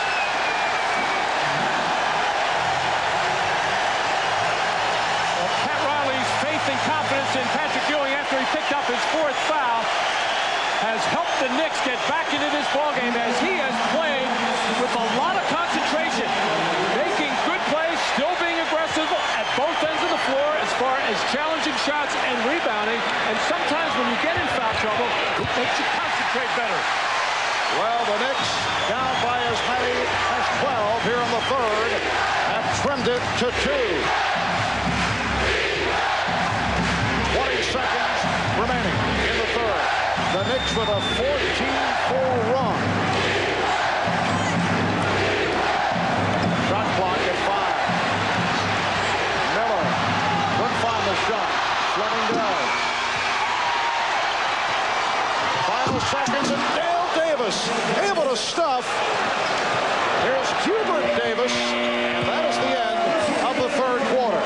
So Patrick Ewing with 17 points, 17 rebounds, and 4 block shots, hanging in playing with the 4 fouls, has brought the Knicks back within 4 after they trailed by 12. Back after this from your local station. Patrick Ewing remaining on the floor despite the 4 fouls. Able to put this move on and drew the foul, went to the line, hit a 3-pointer. The reaction of Pat Riley, who has stayed with his big man. The Pacers now lead 71-67 as this fourth quarter gets underway. Marv Albert, Matt Guokas, and Ahmad Rashad with Hannah Storm. For the Knicks and the Pacers, it has come down to this, the final quarter of basketball. Vern Fleming gets inside. Ewing on the back tap, recovered by McKee. Reggie Miller 0 for 5 in the third quarter. McKee with the rebound. And then had it stripped. Here comes Hopper. Again, the Knicks looking to run. Successful with changing up, going to the running game the other night at Indianapolis. Doing it here again tonight. On the rebound, it is Dale Davis. So Larry Brown has Vern Fleming and Reggie Miller in the backcourt. Dale Davis, Derek McKee, and Rick Smits up front. Smits is playing with 4 fouls. Smits being guarded by Mason. Hopper had it diagnosed. And here comes Hubert Davis. It is a 2-point Indiana lead. Well, Derek Harper smelled it out. He timed it beautifully, picked it off right in that passing lane to get an easy one for Hubert Davis. Indiana has led by as many as 12. Indiana did not shoot well in the third quarter, though. Only 5 of 18 from the field. McKee played by Oakley. Smits with the pick. Smits having trouble with the shoulder. Anthony Mason. McKee buries the three-pointer. The Knicks want it as a 2-point field goal. Well, apparently the Knicks thought it was a 24-second violation. But it is a 3, and the Pacers lead by 5. All 3 officials made eye contact, but nobody could say that the shot was not released in time. Several Knicks saying, hey, it was a 2-pointer. Others saying no 24-second violation. But Indiana got the call. Here's Mason. Anthony Mason stepping it up in the second half. He's been a major factor for the Knicks. Indiana by 3. Mason with 8 points, 7 rebounds. The matchup is Davis against Fleming. Hopper, who has done a good job remaining with Miller. And a foul called away from the ball.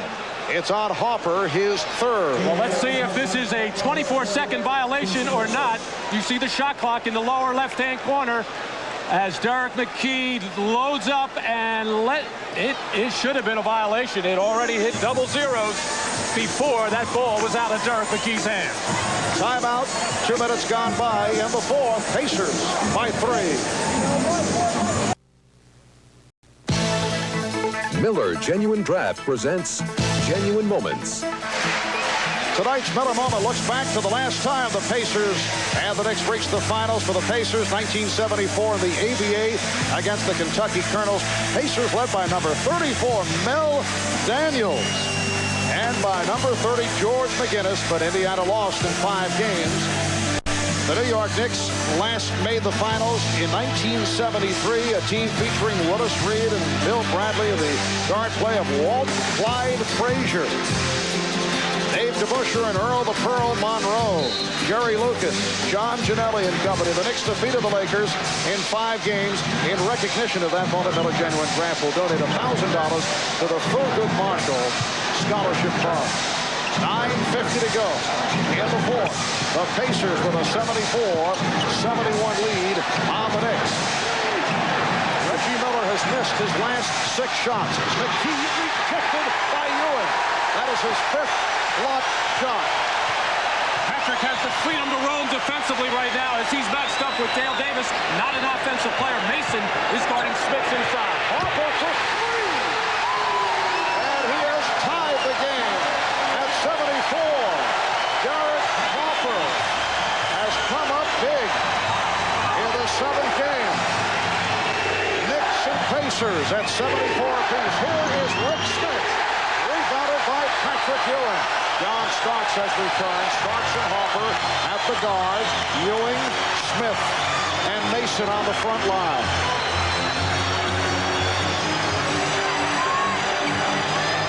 Ewing played by Smits. Hopper for 3. And Smits with the rebound. Good defensive job that time by Smits. Aware now that Patrick is going to the offensive boards every time he kept his body between him and the basket. Workman eluding Hopper.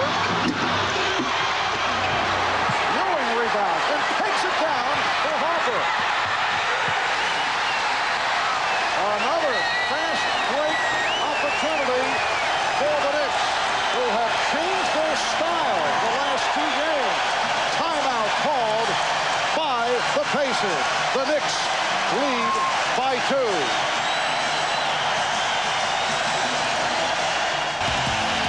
Derek Harper on the high screen roll situation, reads his man, going underneath, raises up, and knocks down his second three-pointer of the night. And Patrick Ewing pulling down, rebound number 20, and the long outlet just had enough backspin on it for Derek Harper to catch up to it. 20 rebounds by Ewing, tying his playoff career high. Ewing also with 6 assists, 5 blocks, 17 points. Knicks with a 7-0 run. Off the leg of Harper, a new 24 for the Pacers. Let's go to Hannah Storm. Well, this is what Larry Brown told his team in this last huddle. He said, you are not playing to win, you are playing to lose. You guys need to loosen up, we need to play our game and be aggressive on offense. Marv? Thank you, Hannah. Strong words from Larry Brown, sensing perhaps some desperation. The past 2 games, the Knicks have had their difficulties in the fourth quarter against the Pacers. But Indiana not shooting well here. For the second half, 6 of 25 and turning it over. Well, right now, every pass is being challenged. In the 4 minutes of this fourth quarter, the Pacers have not gotten a good shot. And when they go to the offensive glass, it gives the Knicks a chance to run out. Starks, hand check by Miller. Finds Ewing. Ewing puts the move on Smith. Ewing. And it's knocked out of bounds by Ewing. Still an aggressive offensive move by Patrick Ewing, and it's amazing when even he's been playing with 4 fouls for a lot of minutes now. The officials almost give you a break because if you're playing hard and aggressively and trying not to foul, they'll give you the benefit of the doubt. Well, Starks and Miller in a collision. They both went down. Smith's also playing with 4. Smith's, it counts, and the foul. Anthony Mason called on the foul, and Smith's will go to the line. Reggie working on the baseline, gets tripped from behind by John Starks and rolled over as Reggie's head hits the deck.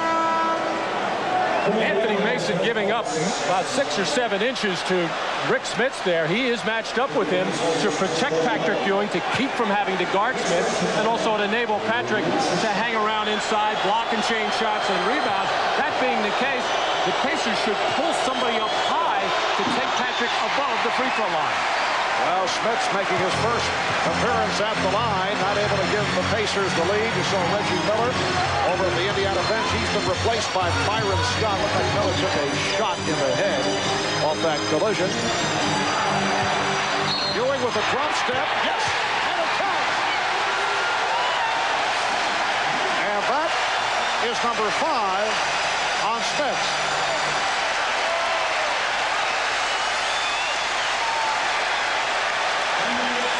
This is the offensive move that was so good to Patrick Ewing in the first 2 games, feeling he has that quick step to get by Rick Smith. And if that double team does not come down quickly enough, Patrick can not only get that shot off, but draw a foul. Another 3-point play by Ewing. You recall Game 7 against the Chicago Bulls 2 weeks ago. Ewing with the silent first half and then came on strong in the second half. He has had a very solid game here tonight. Scott from 3. Ewing was outside defending. It's over the top of the backboard, and the ball will go to New York. Very impressive stat line for Patrick Ewing. 6:45 remaining in the fourth quarter. The Knicks trailing by as many as 12, now lead by 3. Harper played by Workman. Reggie Miller getting set to return. Starks comes off the pick. Mason. The Knicks 81. The Pacers 76. Every time a New York Knicks guard penetrates, something good happens. It draws the defense. They either get a second shot or an easy lay-in like that. Rick Smith with a hard driving move. Knicks Knicks wanted an offensive foul. It's a 12-4 run by the Knicks. They're up 81-78. Just under 6 minutes to go in the fourth. Not a good shot by Harper. Air ball on a turnaround jump. Here comes Workman.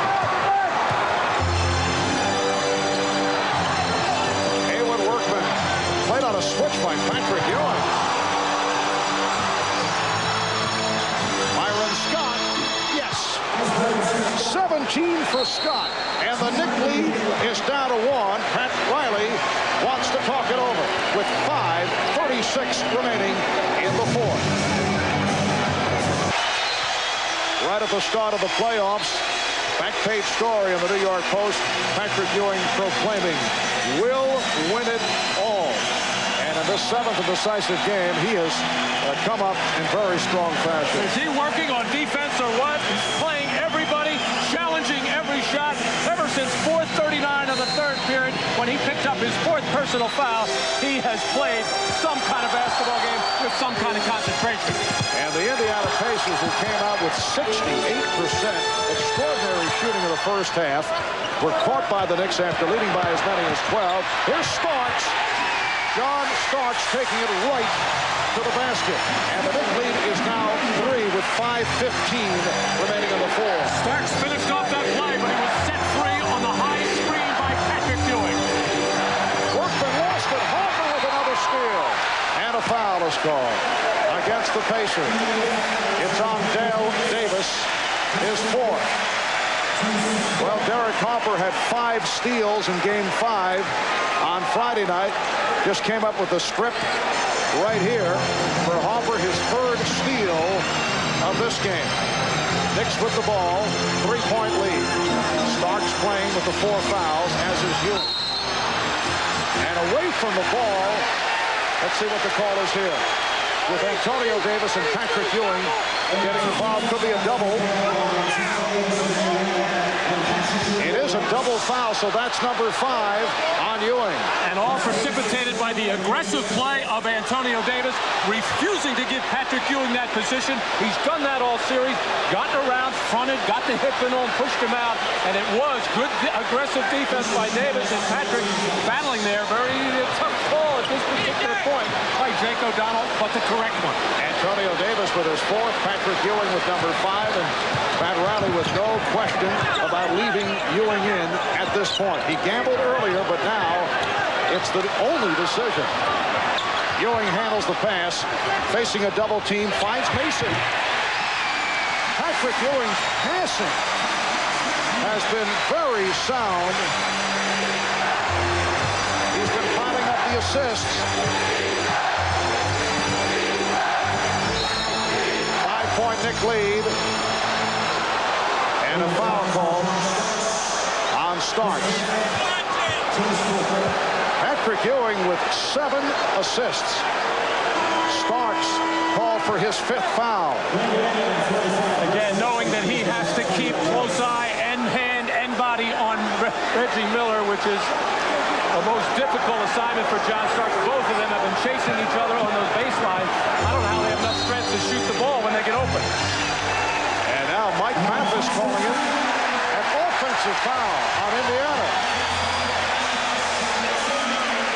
Reggie Miller called for his first, and that gets Larry Brown going, taking a long walk along the sideline. We come up on 4 minutes to go in the fourth. The Knicks 85 and the Pacers 80. Charles Oakley is back trying to set the pick, and Ewing did not see the pass. And it was not Patrick's fault. Derek Harper letting him know that Patrick was going down the lane, side of the lane, to set a screen.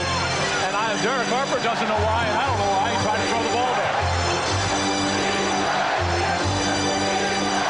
Mason in a battle with Smits. Miller, 3-pointer. And it looked like Ewing got a piece of it. Patrick Ewing still playing very aggressive defense despite the 5 fouls. Reggie Miller had missed his previous 6 shots. Knicks 85, the Pacers 83. Here is Ewing. And Ewing gets it back. Harper for 3.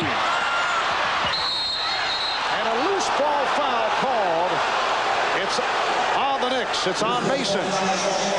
Reggie Miller coming out higher and wider off this pass by Derek McKee. Good pressure by Charles Oakley, and Patrick doing his job, coming out as far as he has to challenge that shot. He may have just ticked the ball. He definitely got part of the hand of Reggie Miller on that shot. Mason is called for his 5th foul. Indiana ball. They are down by only 2. 3:15 remaining in the 4th quarter. Miller lost it. Recovered by Dale Davis. And Hopper is on it.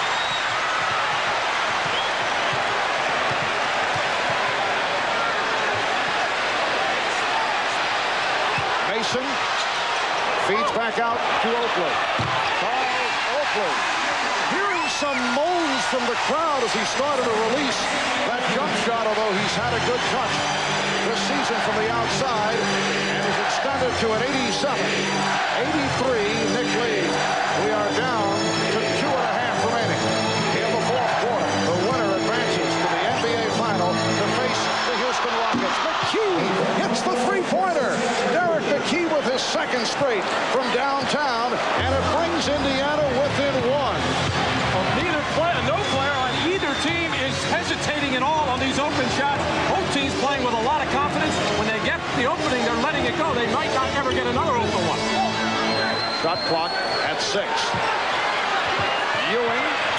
Yes.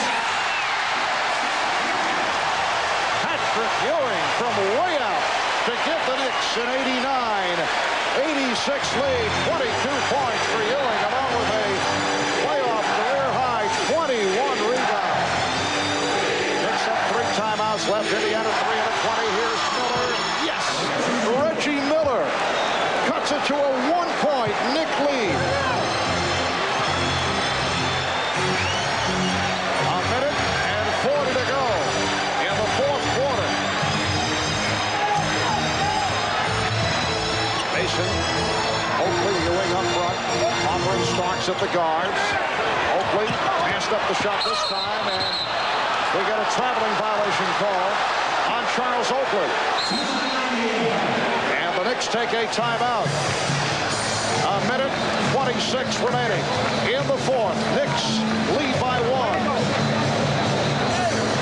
A minute 26 remaining in the 4th. When we resume, it will be Pacer ball. The Knicks clinging to a 1-point lead. Timeouts remaining. The Knicks with 14 fouls. Indiana with 1 foul to give. This has certainly been an unpredictable series containing a number of bizarre elements. A little bit of everything, dramatic shifts in momentum, record-shattering, low-scoring game by the Knicks. That extraordinary 4th quarter performance by Reggie Miller, a little celebrity trash-talking episode, plus players and coaches on the Knicks complaining about criticism by media and fans. And it comes down to a terrific 7th and final game. A minute and 20 remaining as Workman sets up against Hopper. Smith and Ewing each with 5. Smith's able to get in, but could not hit. Rick Smith with a beautiful move, but could not score. And the Knicks take possession as we come up on 1 minute remaining in the 4th. Ewing with 7 on the shot clock. Who will take the shot? Starks does for 3. Air ball. 24-second violation. Well, John Starks saying hit on the elbow, but terrible spacing that time by the Knicks as Patrick Ewing just able to get rid of that ball in time that nobody to swing the ball to on the other side of the floor. Charles Oakley buried himself in the left corner. Well, the Pacers had an opportunity. Smith did not put it down. The Knicks with a chance could not find the shot. Knicks by 1. 40 seconds to go in the 4th. The winner goes to the NBA Finals. Beautiful pass. Ewing tried to block it, but Dale Davis put it down, and Indiana leads by 1. 90-89. Timeout taken. 34 and 5/10 seconds to go in this 4th quarter. Well, the Knicks have been jumping out to help on Reggie Miller all night long. This time, Charles Oakley got caught too far out. A beautiful feed by Haywood Workman to find Davis for the dunk, and should have been a foul on Ewing. Well, earlier in the half, Derek McKee raising up in the corner with the shot clock at 1, and this ball is not going to get out of his hands before that shot clock hits the double zeros, and that was a big 3 points for the Indiana Pacers. Yes, a critical call when you look back at a one-point game at this juncture. Pacers by 1, 34 seconds left, and Charles Oakley will throw it in. The Knicks do have the full 24. And the Pacers are expecting some kind of pick-and-roll play here between Starks and Ewing. With the pick, here's Starks. John Starks with the drive. Ewing puts it down. And the Knicks by 1. 26 seconds to go. Workman, played by Harper.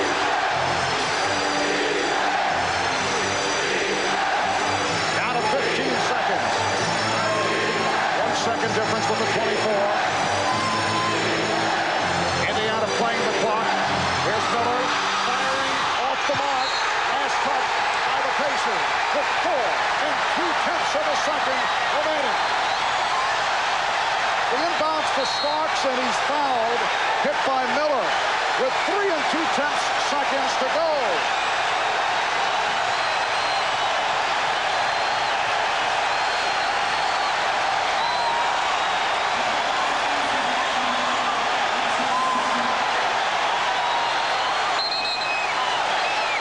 Celebrating, but still 3 2/10 seconds remaining. The go-ahead bucket scored by Patrick Ewing. Reggie Miller with the air ball. And I believe there is some confusion here as to whether or not Indiana is over the limit, or do they call it a flagrant. A hard foul by Reggie Miller, and it has been called, we're told, a flagrant foul, and Larry Brown is very upset. Flagrant foul on Miller. An enormous call here in the final seconds, and Starks not able to hit. All right, here's another look at it. Well, just 4 seconds to go in the fourth quarter. Reggie Miller coming over to try to just take the intentional foul, and the ruling of the official felt that maybe a puncher hit to the head was called there. Very unusual call at this point, and the big factor here is the Knicks get the ball back. Watch Reggie come in again to take this foul, and pushing up in the head area. So it will be Nick Ball with a 2-point lead, 3 2/10 seconds to go. We'll be back after these words from your local station. They do with 2 6/10 seconds remaining. Reggie Miller 2 for 10 in the second half, so a different story here tonight for Reggie. And the big show there by Charles Oakley, who got burned on the play before on the Dale Davis dunk. This time the show forced the poor shot by Reggie Miller. And now the Pacers are over the limit. So Starks to the line. 2 8/10 seconds remaining. The clock readjusted. The Knicks lead 92-90. John Starks 2 of 4 at the line with 16 minutes remaining in the game. Indiana had a 12-point lead. They were in front 65-53. And John has to be careful here from the Knicks' perspective, turning around and saying something to Haywood Workman after he made that free throw. You do not want to pick up a technical at this point. Indiana has 2 and a 20 remaining. Knicks 1 timeout left. Knicks by 4. Pacers take a timeout.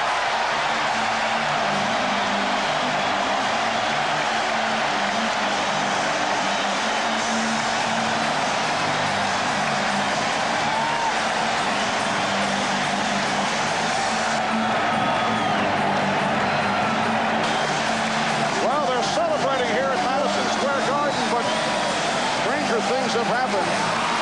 Indiana will look for a three-point shot and hope to draw a foul with 2 8/10 seconds remaining. I think we'd be the most shocked people in the world if there's a foul called here. Any kind of play coming inbounds and then release beyond the three-point arc. It might get there in about a second and a half. They'd have to shoot a line drive, but the Knicks have this ball game. But both teams playing their hearts out, playing the kind of defense that we saw throughout the series.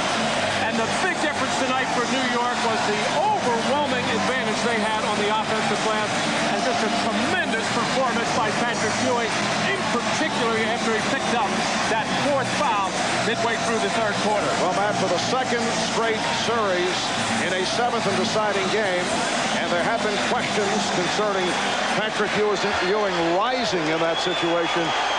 Patrick Ewing did rise. One of the great games in his NBA career, and he's been in foul trouble throughout, but Ewing with 24 points, a playoff career record,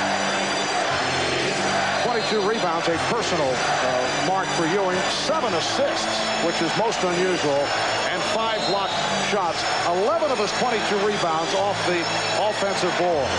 But this game will also be remembered for that critical flagrant foul call by Mike Mathis that was made on Reggie Miller. Certainly the Indiana Pacers vehemently disagree. And of course, Pat Riley talking to his team about the importance of holding Reggie Miller down, and they did it in this ballgame. Eric McKee getting set to throw in. The Knicks with 28 offensive rebounds. The NBA playoff record, 30. That also a key factor. The Knicks by 4. 2 8/10 seconds to go. And here's Workman for the three-point shot. And that will do it. The New York Knicks headed to the NBA Finals to go up against the Houston Rockets beginning Wednesday at the Summit. And they are celebrating here at Madison Square Garden.